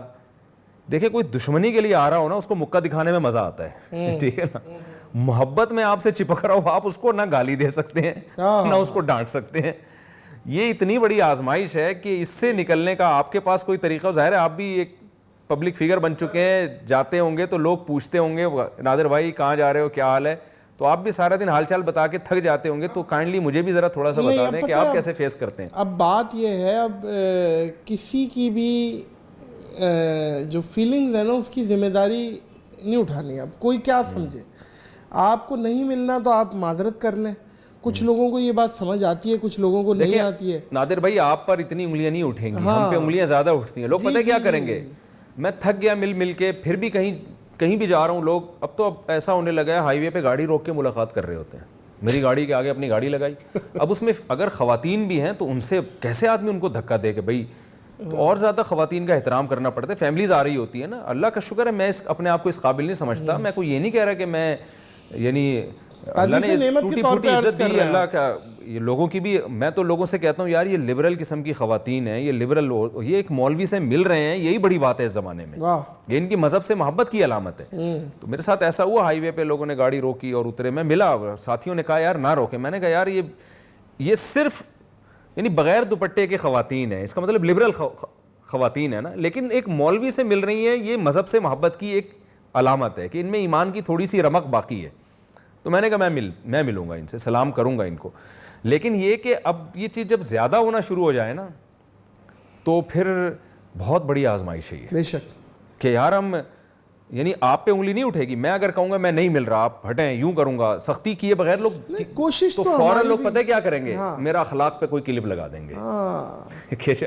جیسے آج کل مولانا طالب صاحب کے ساتھ ہو رہا ہے, اخلاق پہ دیکھو, اس دن بڑے اخلاق پہ بیان کر رہے تھے اور آج بھگا رہے ہیں, تو یہ ہوتا ہے. پھر ہم تو جانتے ہیں معزز خواتین و حضرات, یہ کوئی میں برانڈنگ نہیں کر رہا, لیکن آپ یقین کریں مولانا طارق جمیل اتنا اعلیٰ اخلاق کے آدمی ہیں, اور ان کے یہ 2-4 واقعات کو دکھا کے انہیں بالکل زیرو سے ملٹیپلائی کر دیتے ہیں, تو یہ مناسب ان کا حوصلہ تو ہم تو اس کی خاک ہے, ان میں جو برداشت ہے وہ تو ہم میں نہیں ہے, لیکن وہی ہے کہ تھک جاتا ہے انسان. کتنے ٹائم سے پٹھا اتر گیا تھا, مجھے کسی نے بتایا, ان کے شاگرد نے مسافر کر کے ایک دفعہ ان کے بازو نہیں اٹھ رہا تھا کہیں. آپ یہ دیکھیں, آدھے سر کا درد اللہ کسی کو نہ کرائے, یہ ایک اپنے آپ میں ایک بہت خطرناک بیماری ہے.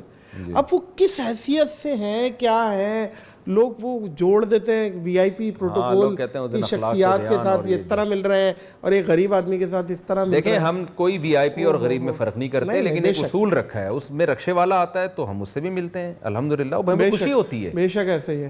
میرے شیخ حضرت مفتی رشید احمد صاحب رحمہ اللہ کی محفل میں ایک شخص آیا, یہ واقعہ ان کی سوانے میں لکھا ہوا ہے کہ ایک بڑا مالدار آدمی آیا تو حضرت نے اس سے نام پوچھا, خیریت پوچھی, بس. ایک رکشے والا آیا نا تو حضرت نے بہت دیر تک اس سے بات چیت کی. تو مجلس میں ایک شخص بیٹھا ہوا تھا, اس نے یہ پوری نوٹ کی ہے کہ میں ان کے ساتھ آپ کا ایٹیٹیوڈ دیکھ رہا ہوں یہ ہے, اور ایک رکشے والے کو آپ اتنی عزت دے رہے ہیں. تو ایسا نہیں ہے کہ علماء مالدار اور غریب میں فرق کرتے ہوں. اچھا ایک بات, یعنی ہم اصولی طور پر جو ٹائم لے کے, ایک میں نے اپنے اسسٹنٹ کا نمبر دیا ہوا ہے کہ بھائی ان سے ٹائم لیں, وجہ بتائیں, ایک طریقہ ہے, اس میں ملتا ہوں. مجھے خود ملنے کا شوق ہے, مجھے فائدہ ہوتا ہے. دیکھیں آپ لوگوں کو سکھاتے جتنا ہے نا, اس سے زیادہ لوگوں سے سیکھ رہے ہوتے ہیں آپ کہ معاشرے میں ہو کیا رہا ہے. اچھا میں کوئی ڈاکٹر آتا ہے نا تو میں اس سے کہہ دیتا ہوں بھائی ڈاکٹر صاحب جتنا بات آپ نے مجھ سے کرنی ہے اس سے زیادہ میں آپ سے کروں گا.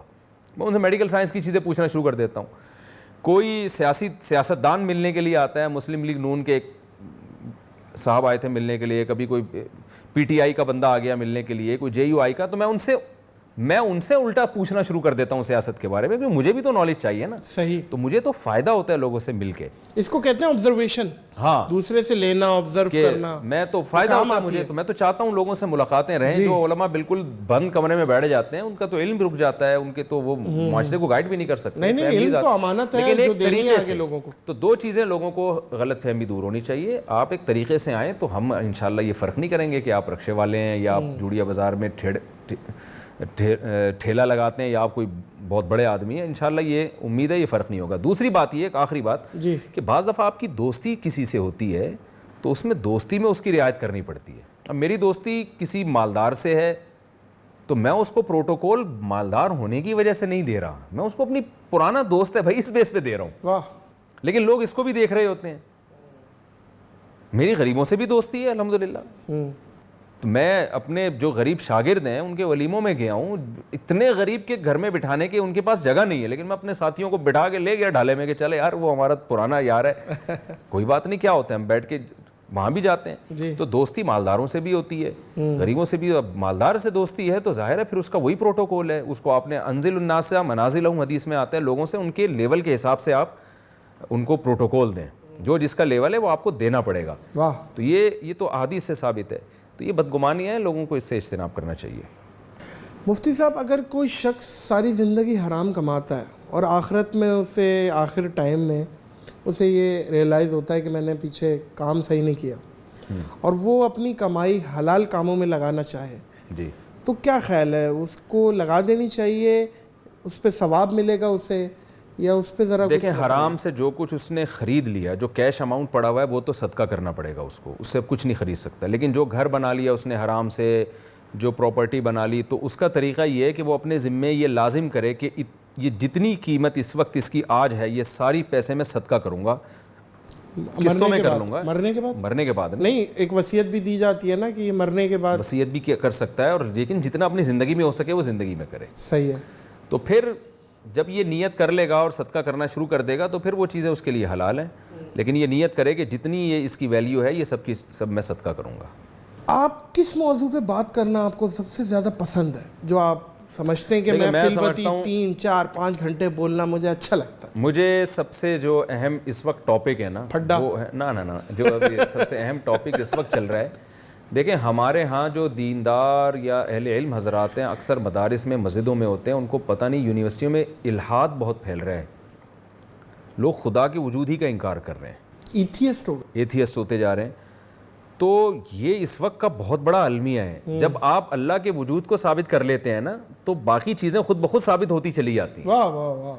تو اس لیے میرے زیادہ تر بیانات آپ جمعہ یا اتوار کے بیانات اٹھا کے دیکھیں گے وہ الحاد پہ بہت زیادہ ہیں. یہ جو میں 4 شادیوں پہ بیان کرتا ہوں تو معاشرے کی ایک ایسی ضرورت ہے, معاشرے سے زنا کو روکنے کے لیے, معاشرے سے بے حیائی کو روکنے کے لیے. میں لوگوں سے کہتا ہوں اس کے علاوہ کوئی راستہ ہی نہیں ہے, وہ ہے تو بتائیں نا, پھر ہم اس پہ بات کریں گے. تو یہ تو ایک معاشرے کی نیڈ ہے, ضرورت ہے. باقی اسلام پر لوگوں کو لانے کے لیے اس وقت سب سے زیادہ ضرورت ہے کہ اللہ کا انٹروڈکشن ہو, خدا کا تعارف ہو. تو میرے عام طور پہ آپ دیکھ لیں جو ایک ڈیڑھ میرے شارٹ کلپس کو نہ دیکھیں, میرا کوئی شارٹ کلپ کا چینل ذاتی ہے بھی نہیں, نہ میرا ٹک ٹاک کا کوئی چینل ہے, یہ تو لوگوں نے چیزیں لے کے ڈالی ہوئی ہوتی ہیں. جی. تو میرے جو آپ آ جائیں نا مفتی صاحب, پھر کیونکہ آپ کی غیر موجودگی کا فائدہ اٹھا رہے ہیں تو آپ آ جائیں اس پہ, کیونکہ پلیٹ فارم تو بذات خود تو کوئی چیز غلط نہیں ہے نا. وہاں پہ اگر ایک ناچ گانا بک رہا ہے تو وہاں پہ ایک دینی بات بھی تو جانی چاہیے. انشاءاللہ ہم, اللہ آپ کو جزائے خیر دے, آپ نے اچھا مشورہ دیا, کام کریں گے ہم. لیکن میرے بہرحال جو 1.5 2 گھنٹے کے بیان ہوتے ہیں زیادہ تر وہ ایتھیزم کے خلاف زیادہ. ابھی آپ یقین کریں ہمیں اور مجھ جیسے بہت سارے کریٹرز کو نا ٹک ٹاک نے, کیونکہ ہم ٹک ٹاک پہ تھے نہیں, انہوں نے ویریفائڈ اکاؤنٹ گفٹ کیے. اچھا. انہوں نے کہا کہ یہ لیں آپ ویریفائڈ جو بلو ٹک والا اکاؤنٹ ہوتا ہے کہ جس پہ آپ کو یہ آڈینس کو یہ ریئلائز ہو جاتا ہے کہ یہی اوریجنل ہے, اوتھینٹک ہے. صحیح. تو اس کے بعد پھر ہم نے کہا یار جب انہوں نے دیا ہے تو ہمارے کلپس بھی اس پہ جانے چاہیے. تو میں ان سے بھی یہ درخواست کروں گا کہ مفتی صاحب کو بھی وہ اکاؤنٹ دیا جائے, کیونکہ جو مفتی صاحب کی آواز ہے, کیونکہ بہت ساری آڈینس اس ٹائم ٹک ٹاک پہ, ہم اسے بھی نظر انداز نہیں کر سکتے نا. جی. ایک تو وہ وہاں ہونا ضروری ہے. جی. روحانی علاج اور ڈاکٹر کے علاج میں اکثر لوگ کنفیوز ہو جاتے ہیں کہ یار نہیں ہم پہلے روحانی علاج کروائیں گے, ڈاکٹر کا بعد میں دیکھتے ہیں. کچھ لوگ ڈاکٹر کا ہی ترجیح دیتے ہیں, روحانی علاج کو بالکل چھوڑ دیتے ہیں. تو آپ کیسا سمجھتے ہیں کہ کیا کیا جائے؟ دیکھیں شریعت نے ہمیں مادی اسباب اختیار کرنے کا حکم دیا ہے. مادی اسباب. مادی اسباب کا مطلب جو گراؤنڈ ریئلٹی کو سامنے رکھ کر آپ جس چیز کو سبب کہتے ہیں. آپ اپنی حفاظت کے لیے گارڈ نہیں رکھتے اگر آپ کو خطرہ ہے, اور آپ آیت الکرسی پڑھ کے پھونکتے رہتے ہیں, تو یہ کوئی شریعت نہیں ہے. قرآن اٹھا کے دیکھیں, قرآن کیا کہہ رہا ہے, یا ایھا الذین آمنوا خذوا حذرکم, اے ایمان والو اپنے بچاؤ کی تدبیر کو لازم پکڑو. اچھا. ٹھیک ہے. یہاں تک قرآن کہہ رہا ہے کہ اگر میدان جنگ میں نماز پڑھنی ہے تو اسلحہ پہن کے نماز پڑھو. اچھا. بارش ہو رہی ہے, اسلحہ پہن نہیں سکتے تو مجبوری میں اسلحہ اتار سکتے ہو. کیوں؟ کافر یہ چاہتا ہے, اسلام دشمن یہ چاہتا ہے کہ تم اسلحے سے غافل ہو. وَدَّ الَّذِينَ كَفَرُوا لَوْ تَغْفُلُونَ عَنْ أَسْلِحَتِكُمْ وَأَمْتِعَتِكُمْ فَيَمِيلُونَ عَلَيْكُمْ مَيْلَةً وَاحِدَةً. کافر یہ چاہتا ہے کہ جو اسلام دشمن کافر ہیں, ہر کافر کی بات نہیں ہو رہی, کہ تم تھوڑی دیر کے لیے اپنے ساز و سامان سے اور اسلحے سے غافل ہو جاؤ اور اچانک تم پہ حملہ کر لیں. تو قرآن نے وہاں یہ کیوں نہیں کہا کہ سب آیت الکرسی پڑھ کے ایک دوسرے پھونک دو, پھر مسئلہ نہیں ہے کوئی بھی. یعنی سب اسلحہ پہن کے نماز پڑھنے کی ٹینشن سے بہتر ہے آیت الکرسی پڑھ کے, فلق سورہ ناس پڑھ کے, یا فلاں عامل بیٹھے روحانی علاج کروا کے آؤ اور پھر جو مرضی کرتے رہو. قرآن کہہ رہا ہے کہ میدان جنگ میں نماز کے وقت بھی آپ کو اسلحہ نہیں اتارنا, 1 منٹ کے لیے اپنے اسباب سے غافل نہیں ہونا. تو اسباب کی اسلام میں بڑی ویلیو ہے. تو جو بیماری ہوتی ہے نا اس کا علاج بھی اللہ نے اسباب میں رکھا ہے. اسباب وہ یہ جو میڈیکل سائنس کہہ رہی ہے, تو روحانی سے میں منع نہیں کر رہا. 2 چیزیں ہیں روحانی علاج میں, 2 چیزوں کا سمجھنا ضروری ہے. نمبر 1 تو اسباب اختیار کرنا تو پہلے ضروری ہے. آپ کو بخار ہے, آپ پیناڈول نہیں کھا رہے, آپ پھونکے مارے چلے جا رہے ہیں, ٹھیک ہے نا, پیشنٹ مر گیا تو آپ گناہ گار ہوں گے. اچھا, اس لیے کہ جب ایک چیز کا علاج موجود ہے اور اس کا ہمیں پتہ ہے کہ یقینی فائدہ بھی ہوتا ہے, پیناڈول کھانے سے بخار اترتا ہے, اور آپ اس کو پھونکے مارے چلے جا رہے ہیں, وہ پھر بھی مر جائے تو آپ گناہ گار ہوں گے. تو آپ نے نہیں کھائی دوا اور آپ صرف پھونکوں پہ چلا رہے ہیں اپنے آپ کو, تو بھی گناہ گار ہوں گے.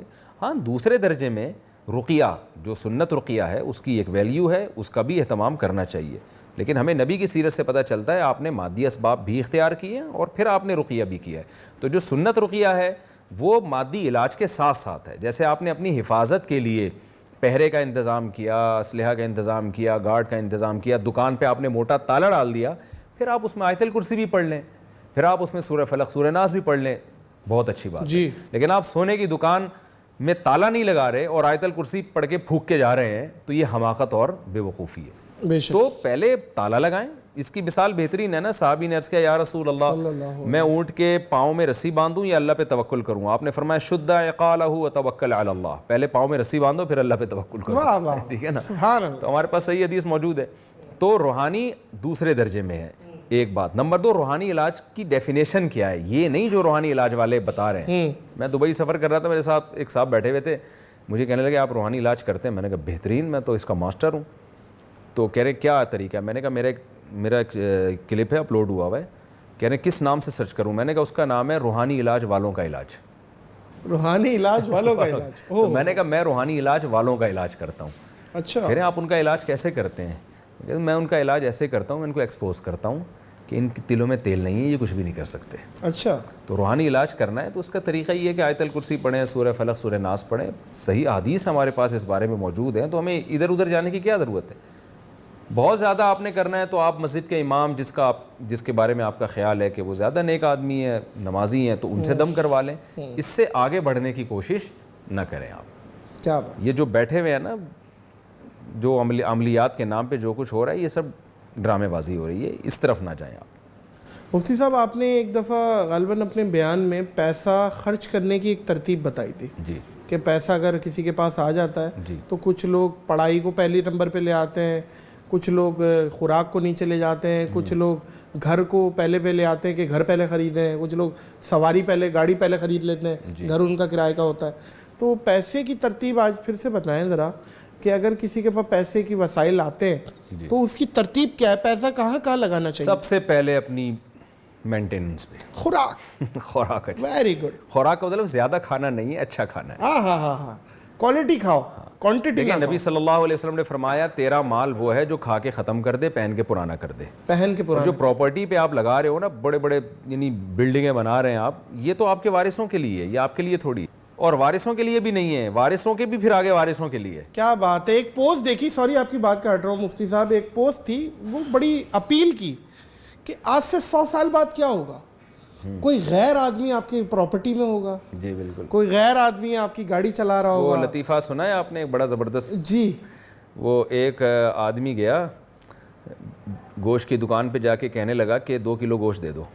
یہ ابھی تیار کر ہی رہا تھا, اتنے میں ایک لینڈ کروزر میں آیا اور کہنے لگا 20 کلو دے دے بھائی. اس نے اس 2 کلو والے کو چھوڑ کے 20 کلو والے کو دینا شروع کیا. اس کو غصہ آیا کہ یار وہ بعد میں آیا ہے, تو گاڑی دیکھ کے اس کو پہلے دے رہا ہے, یہ بندہ کون ہے جس کو تو اتنا پروٹوکول دے رہا ہے. تو قصائی نے کہا اصل میں یہ 4 بیویوں کا اکلوتا شوہر ہے اور 4 بیوہ عورتوں سے اس نے شادی کی ہے. یہ بیوہ وہ عورتیں تھیں جن کے شوہر بڑے مالدار تھے اور ایک بیوی رکھی ہوئی تھی, اور اپنی بیویوں کے لیے بڑی پراپرٹی اور دولت چھوڑ کر چلے گئے وہ. اب ان عورتوں کے پاس پیسہ بہت تھا, بندہ نہیں تھا ان کے پاس, تو یہ بندہ بننے کے لیے تیار ہو گیا.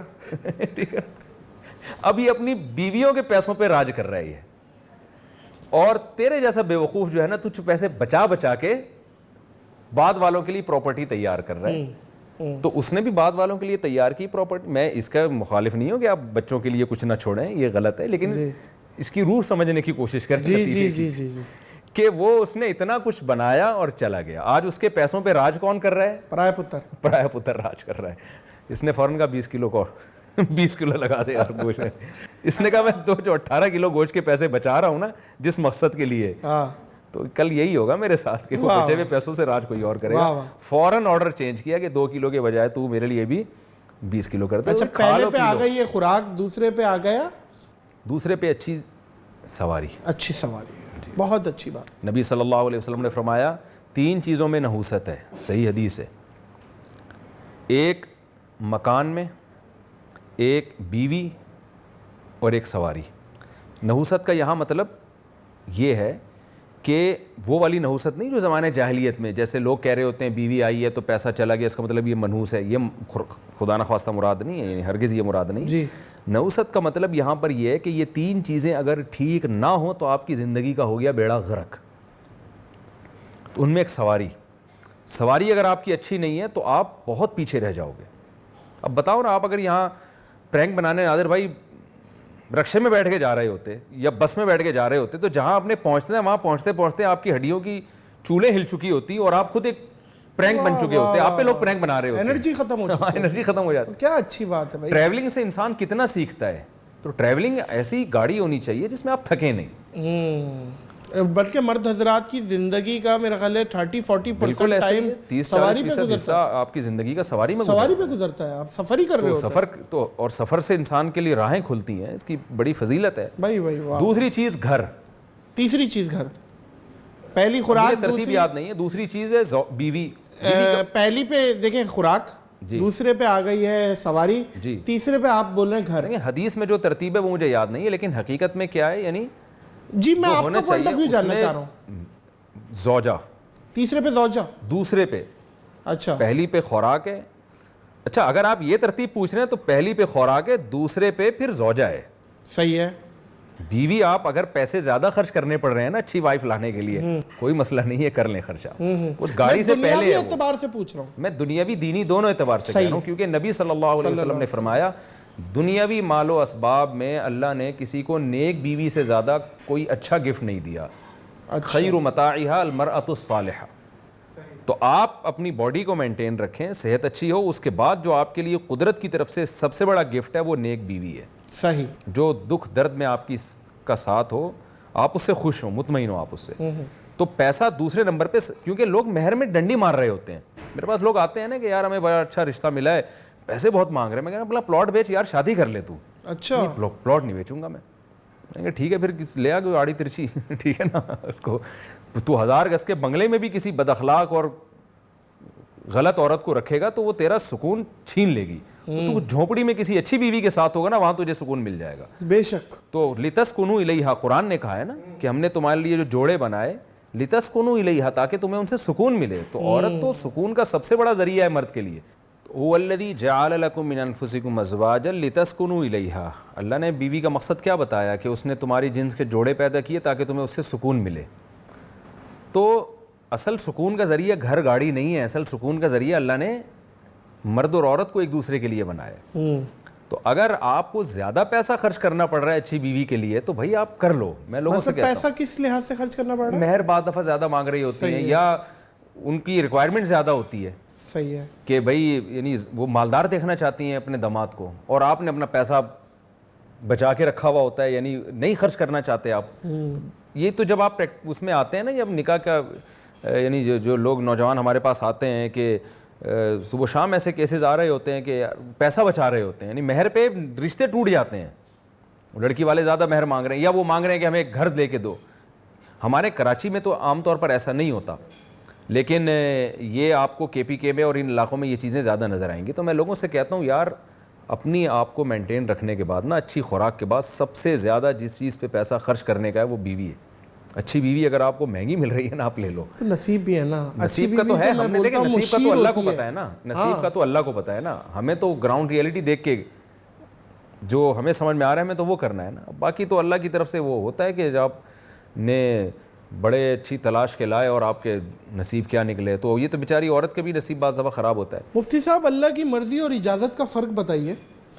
ہم ہر چیز اللہ کی مرضی پہ ڈال دیتے ہیں, اپنے بھنڈ بھی, جو ہمارے غلط ڈیسیجن ہے. جیسے مثال کے طور پہ کسی باپ نے اپنی بیٹی کو بہت اچھے رشتے کے چکر میں بٹھایا, اب اچھا بھی نہیں ملا اسے نا, تو پھر اینڈ میں یہ بولا جاتا ہے کہ اس کا نصیب ہی ایسا تھا.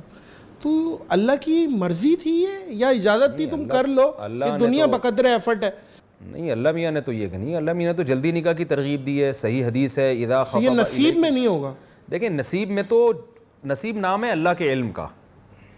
ہاں اللہ کو پتہ ہے کہ کیا ہونے والا ہے.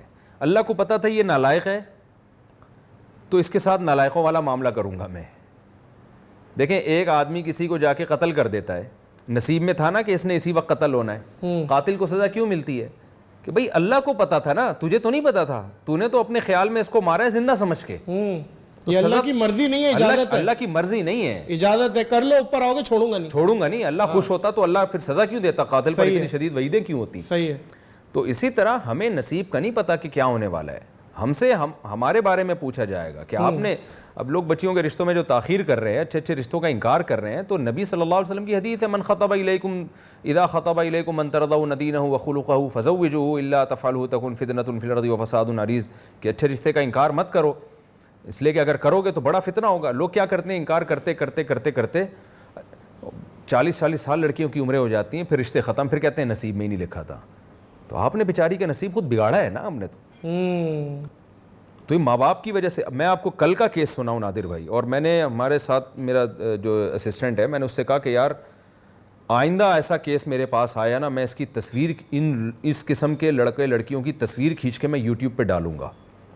ہوا یہ کہ کل میرے پاس ایک جوڑا آیا, 16 سال کی لڑکی 20 سال کا لڑکا, لاہور سے بھاگ کے کراچی آئے ہیں. اچھا. بھاگے پھر رہے تھے, کوئی نکاح نہیں پڑھا رہا تھا ان کا, تو میرے پاس آئے کیونکہ میں تھوڑا مشہور ہوں یوٹیوب پہ, تو انہوں نے کہا شاید مفتی صاحب نکاح پڑھا دیں. تو میں گیا ہوں اپنے آفس میں, تو مجھے لڑکوں نے بتایا بھائی 6 گھنٹے سے بیٹھے ہوئے ہیں یہ, مفتی صاحب سے ملاقات کرواؤ, مفتی صاحب سے ملاقات کرو. میں نے کہا کون ہے, میں تو نہیں ایسے ملاقات کرتا, ٹائم لیے بغیر آ گئے. انہوں نے بتایا کہ جی یہ لاہور سے بھاگ کے آئے ہیں. تو میں نے ان کو آفس میں بلایا, 20-22 سال کا لڑکا ہوگا, لڑکی نے خود اپنی ایج بتائی 16 سال کی ہوں میں, اور لگ بھی رہی تھی. تو میں نے کہا کیا مسئلہ بیٹا, آپ کے ساتھ کیا ہوا؟ کہہ رہی آپ میری اس سے شادی کرا دیں لڑکے سے. میں نے کہا بیٹا آپ کی ایج کتنی ہے؟ 16 سال. میں نے کہا آپ کہاں رہتی ہیں؟ لاہور. میں نے کہا لاہور, میں اپنے والدین کو بتا کے آئی ہیں؟ کہہ رہی ہے نہیں. میں نے کہا آپ کو پتہ ہے 2 دن سے غائب. میں نے کہا آپ کو پتہ ہے آپ کے باپ اور ماں کے دل پہ کیسے چھرے چل رہے ہوں گے؟ آپ کو احساس نہیں ہے یہ ایج ہے آپ کی گھروں سے یہ نہیں, یہ اس ایج میں. اور میں نے کہا یہ جو لڑکا وہ میرے سامنے بیٹھا ہوا تھا, میں نے کہا جس نے آپ کو آپ کے باپ سے باغی بنایا, ماں سے باغی بنایا, آپ سمجھتے ہو آپ کے ساتھ وفا کرے گا؟ یہ آپ کو استعمال کر کے چھوڑ دے گا تھوڑے دنوں میں. صحیح. تو ڈانٹ کے بھگا دیا خیر میں نے ان کو, لیکن پھر مجھے بعد میں خیال آیا مجھے بھگانا نہیں چاہیے تھا, مجھے ان کے ماں باپ سے رابطہ کرنا چاہیے تھا. وہ تو نمبر نہیں دے رہے تھے ہمیں, نہ انہوں نے دینا تھا, ظاہر ہے انہوں نے اپنے لیے جو اتنے ہوشیار کے وہاں سے بھاگ کے آئے ہوں تو اپنی حفاظت کا انتظام کیا ہوگا یقیناً انہوں نے. لیکن میں نے کہا کہ میں اب مجھے کل یہ واقعہ ہوا ہے اور آج آپ کے ساتھ میں انٹرویو دے رہا ہوں, تو میں پھر آپ کے چینل کے توسط سے یہ بات اناؤنس کرنا مناسب سمجھتا ہوں. بڑا بہترین موقع اللہ نے مجھے دے دیا کہ آئندہ میرے پاس کوئی اس طرح کا جوڑا آیا نا لڑکیوں کو بھگا کے, چاہے 20 سال کی لڑکی ہو 22 سال کی لڑکی ہو, تو یہ خوب سمجھ لیں کہ میں اس کو سب سے پہلے تو میں تھانے میں رپورٹ کراؤں گا. اچھا. کیونکہ لڑکیاں کا ہم جو شادیوں کی لوگوں کو ترغیب دیتے ہیں اس سے لوگ شاید یہ سمجھتے ہیں کہ لڑکیوں کو گھروں سے بھاگنے کی ترغیب دے رہے ہیں. ایسا بالکل بھی نہیں ہے. صحیح. بیٹی جب گھر سے بھاگتی ہے باپ پہ کے دل پہ آرے چلتے ہیں, ماں کے دل پہ آرے چلتے ہیں. اور میں ان لڑکیوں سے کہتا ہوں جو تمہیں تمہارے ماں باپ کے خلاف ورغلا رہا ہے وہ کبھی بھی تمہارے ساتھ وفا نہیں کرے گا. اور ایسے بڑے کیسز ہیں. 1 سال پہلے لاہور سے کسی لڑکی کی کال آئی تھی کہ ایک لڑکا ہے میرے سے نکاح کرنا چاہ رہا ہے, میرا نکاح کرا دے. میں نے کہا میں نکاح کرانا تو دور کی بات, میں آپ کو خدا کا واسطہ دے کے کہہ رہا ہوں یہ آپ کے ساتھ کھیلے گا. نہیں مانا اس نے, کہیں چھپ کے کہیں نکاح کیا اس نے. پھر روتے ہوئے فون آیا 1 ہفتے بعد کہ مجھے اس نے جو بھی یوز کرتے ہیں لڑکے لڑکیوں کو جو شادی کے بعد, تو ظاہر ہے وہ حلال سمجھ کے اس لڑکی سے اپنی ڈیزائرز پوری کر رہا ہے. 1 ہفتہ اس نے میرے ساتھ جو کرنا تھا کیا, اس کے بعد ایسا غائب ہے کہ منظر پہ نہیں آ رہا. میں نے کہا میں نے آپ کو ڈانٹ کے نا سختی سے میں نے ڈانٹا تھا اس لڑکی کو کہ یہ آپ کے ساتھ غلط کرے گا. تو یہ لڑکیاں بیوقوف بن جاتی ہیں. اب بنتی کیوں ہے یہ میں جو اصل بات بتانا چاہ رہا تھا. کل جو لڑکی آئی 16 سال کی, اس نے مجھے بتایا کہ میں نے کہا بیٹا آپ کیوں بھاگی ہو گھر سے, آپ جاؤ ماں باپ کو بتاؤ. اس نے کہا کہ مجھے پتہ ہے میں جس خاندان میں ہوں نا, میرے خاندان والے کہہ رہے ہیں جب تک BA نہیں کر لو گی تمہاری شادی نہیں ہوگی. عجیب سی بات ہے. اور 24-25 سال سے پہلے میری شادی کرنی نہیں ہے انہوں نے. تو میں اچھا ہوا کل ہی یہ واقعہ ہوا اور آج مجھے آپ کے سامنے موقع مل گیا. جی لڑکیوں کا گھروں سے بھاگنا ہے کہ ہم کبھی بھی اپریشیٹ نہیں کرتے. صحیح. اور آئندہ کوئی بھاگ کے آئے میں سیدھا تھانے جاؤں گا. یہ بھی میرے پاس اگر کوئی آئی نا میں اس کو تھانے لے جاؤں گا, پولیس والے سے کہوں گا اس کے والدین سے رابطہ کرو, ان کے دلوں پہ چھرے چل رہے ہیں یار. وہ جیسے مشہور ایک کیس ہوا ہے ابھی ماضی قریب میں. جی جی جی. لیکن میں والدین سے بھی کہتا ہوں خدارا آپ اپنی بچیوں کے ساتھ ایسا سلوک کیوں کر رہے ہو کہ وہ گھروں سے بھاگیں؟ بالکل آپ صحیح ان کے جذبات کو کیوں نہیں سمجھتے؟ بالکل صحیح ہے. آپ اپنی تالی بیٹی دونوں کو ہاتھ گھر سے بٹھائیں, ان کو بتائیں کہ بیٹا اگر کوئی مناسب رشتہ کوئی لڑکا ہے تو ہمیں بتاؤ, ہم عزت کے ساتھ تمہیں گھر سے رخصت کریں گے. آپ نے کیوں ان پر بیجا پابندیاں کیوں لگائی ہوئی ہیں آپ نے ان کے اوپر؟ جب ہماری شریعت نے حکم دیا ہے کہ لڑکی کی مرضی کے بغیر شادی نہ کی جائے, جب وہ کہہ رہی ہے تو اس کی شادی کر دیں آپ. تو آپ کیوں ان پہ پابندیاں لگا رہے ہیں؟ تو گھروں سے بھاگنا بھی غلط ہے, لیکن ایسے اقدام کرنا جس سے لڑکی مجبور ہو تو یہ بھی تو غلط ہے نا. مجبور تو نہیں میں کہہ سکتا اس کو, مجبور کوئی بھی نہیں ہوتا. اتنا کوئی ماں باپ کسی کے ساتھ زیادتی نہیں کرتے کہ مجبور ہو جائے. وہ کوئی ایسا تو نہیں کہ وہ قحط پڑا ہوا ہے گھر کے اندر. جو بیسک بنیادی ضرورتیں وہ تو پوری ہو رہی ہیں نا. صحیح. اور ابھی 16 سال تو اتنی ایج بھی نہیں ہے کہ ہم فوراً کہیں کہ آپ کو اتنی ایج ہو گئی ہے کہ اب آپ بھاگ جائیں. کوئی 40 سال کی عورت بیچاری جس کے ماں باپ نے اس کو رسیوں سے جکڑا ہوا ہو گھر میں, وہ گھر سے بھاگ رہی ہے ظلم کی وجہ سے, ایک سمجھ میں آتا ہے. 16 سال کی ایج ہے جس میں یہ حرکتیں شروع کریں لوگ. اور یہ اس سے موبائل کا بھی پتہ چل جاتا ہے کہ اپنی بیٹیوں کو آپ 16 سال کی کماری لڑکیوں کو موبائل لے کے دیں, کو ایجوکیشن میں ان کا ایڈمیشن بھی کروائیں, اور پھر یہی ہوگا معاشرے میں جو ہو رہا ہے, جو رزلٹ ہے. میں نہیں کہہ رہا سب خراب ہوتے ہیں, لیکن یہ رزلٹ آئے گا سامنے. واہ, بے شک بے شک. بچی کے پاس موبائل تھا, ظاہر ہے موبائل پہ ہی ان کی سیٹنگ ہوئی ہے. میں نے اس بچی سے پوچھا یہ آپ کو یہ ملا کہاں سے؟ اس نے کہا میرا کلاس فیلو ہے, اسکول میں ساتھ پڑھتا ہے. بے پردگی. کو ایجوکیشن سسٹم ہے نا. بے شک. وہ ماں باپ پہ کیا, اللہ کرے وہ مل گئی ہوں اب تک. میں نے اس سے اپنے ولید ہمارے ساتھ ہوتا ہے, اس سے میں نے کہا آج میں نے کہا یار ان کا کوئی نمبر نکالو, ان کو ہم ان کے والدین سے کسی طرح رابطہ کرتے ہیں, ان کو ہم یہ بچی کو تو پہنچائے نا کم از کم. اور مفتی صاحب بے پردگی پہ بھی تھوڑی سی بات کریں. آج کل تو عبائے اور برقعے بھی ایسے آئے ہوئے ہیں جو کہ میرا نہیں خیال ان کو پہننے کا کوئی فائدہ ہے. وہ عبایا پہ عاشق ہو جاتے ہیں لوگ, عبائے پہ عاشق ہو جاتے ہیں, یہ بالکل صحیح کہا ہے. اور بالکل فٹنگ کے اور پتہ نہیں عربک اسٹائل اور کیا کیا عبائے چل رہے ہیں آج کل. وہ تو عبائے کو عبائے کی ضرورت ہے. ایک ہمارے دادی نانی پہنتی تھی شٹر کاک, اس میں تو بندہ چھیڑتے ہوئے بھی ڈرتا تھا, چھیڑتے ہوئے بھی ڈرتا تھا کہ کوئی اپنے گھر کا سامان نہ نکالا ہے, کیونکہ ہماری والی بھی یہی پہن کے نکلی ہوئی ہے. تو اس پہ کچھ تھوڑی لپ کشائی کریں. یہ پردے پہ ہماری عورتیں, یہ پردہ, میں کہتا ہوں سر دوپٹہ جو ہے نا, سوری آپ کی بات کاٹ رہا ہوں, دوپٹہ میوزیم میں پڑا ہوا ہے, یہاں پہ کبھی عورت پہنتی تھی یہ دوپٹہ. دیکھیں ہماری مسلم عورتوں کو سوچنا چاہیے کہ یا تو ویسٹرن کلچر پورا اختیار کر لیں, انگریز بن جائیں نا, ہاں, یا پھر آپ ادھر آ جائیں پورا. کہ بیچ میں لٹکے میں کیا ہے؟ وہی بات ہے نا, کسی خاتون نے امریکہ سے فون کیا, مجھے پوچھا کہ جی میرے شوہر فیک ڈیورس دینا چاہ رہے ہیں مجھے, کاغذ پہ سائن کریں گے ڈیورس کے, لیکن وہ فیک ہوگی, ڈاکومنٹیشن کے لیے ان کو مجھے طلاق یافتہ شو کرنا ہے.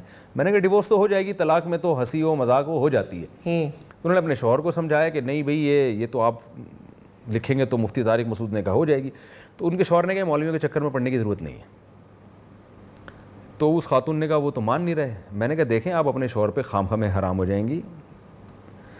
تو کہہ رہی ہیں وہ کہہ رہے ہیں مولویوں کے چکر میں نہ پڑھو. میں نے کہا پھر نکاح پڑھاتے ہوئے مولویوں کے چکر میں کیوں پڑے تھے؟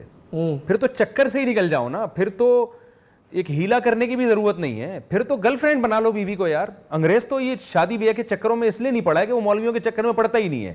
ان کے یہاں مولوی مارکیٹ سے شارٹ ہو گئے ہیں, صحیح ہے نا. انگریزوں کے یہاں مولوی تھوڑی ہوتے ہیں, وہ تو سیٹلمنٹ ہوئی, بچے بانٹ لیتے ہیں, تمبو لگا رہے ہوتے ہیں میرا خیال ہے شادی میں ماں باپ کی, کہ بچے پہلے ہوتے ہیں. مفتی صاحب نے بھی پورے ڈرامے دیکھے ہوئے, بالکل صحیح. آپ نہیں کہی ہے, آپ سے محفوظ سنا تھا. تو وہ جو ہے نا, تو پھر یہ چکر میں پڑنے کی ضرورت ہی کیا ہے؟ پھر وائف کی کیا ہے, پھر گرل فرینڈ ہے نا. نہیں صحیح ہے. میں نے کہا ان سے بھی کہا کہ جنازہ ونازہ بھی نہیں پڑھوانا ہم نے, اور مسلمانوں کا قبرستان اور غیر مسلم, یہ سارے ٹینشنوں سے نکل جائے. تو جب نہیں نکل سکتے تو پھر پورے اسلام میں آئے. تو ہم خواتین سے بھی کہتے ہیں کہ بھائی پراپر پردہ کر لیں یار. اب ہم ویسے تو نہیں بن سکتے جیسے گورے ہیں, ہماری خواتین الحمدللہ اتنی آزاد تو نہیں ہو سکتی نا, تو پھر مکمل ادھر ہو جائیں آپ. وہ مشرقی زلفوں کی پاکیزہ چھاؤں, وہ لاج کی لکیر سے پرے ڈرے ڈرے سے پاؤں, وہ ہونٹوں پہ حیا کی لالی, وہ کانوں میں بے آواز بالی, وہ آرزوؤں کی لکیروں پر صبر کرنے والی. عرصہ ہوا مفتی صاحب نظر نہیں آئی, وہ شرم و حیا کا پیکر میرے دیس کی لڑکی کس نے چرا لی. ماشاءاللہ. مفتی صاحب بہت بہت شکریہ, थैंक यू सो मच आपके आने का।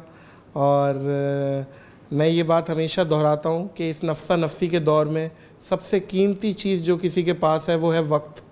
तो आपने अगेन मुझे वक्त दिया और वक्त निकाला आपने, और आपकी शेड्यूल हमें पता है, आप बहुत बिज़ी हैं, और अल्लाह ताला आपको ऐसे ही मसरूफ़ रखे और अल्लाह ताला आपसे दीन के काम लेते रहे। आमीन आमीन। और अल्लाह ताला आपको ज़वाल नेमत से बचाए। आमीन आमीन सुम्मा आमीन। बहुत शुक्रिया मोअज़्ज़िज़ ख़वातीन हज़रात, इस पॉडकास्ट को ब्रेक लगाने का टाइम आ गया है।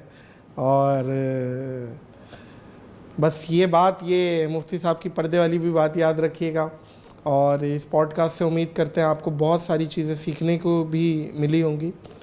मैं हमेशा समझता हूँ मुफ्ती साहब, बात बामकसद की जाए, बेमकसद ना हो, तो उसमें ह्यूमर आ जाए तो कोई मसले की बात नहीं। आपका भी मिजाज है, हमारा भी मिजाज है।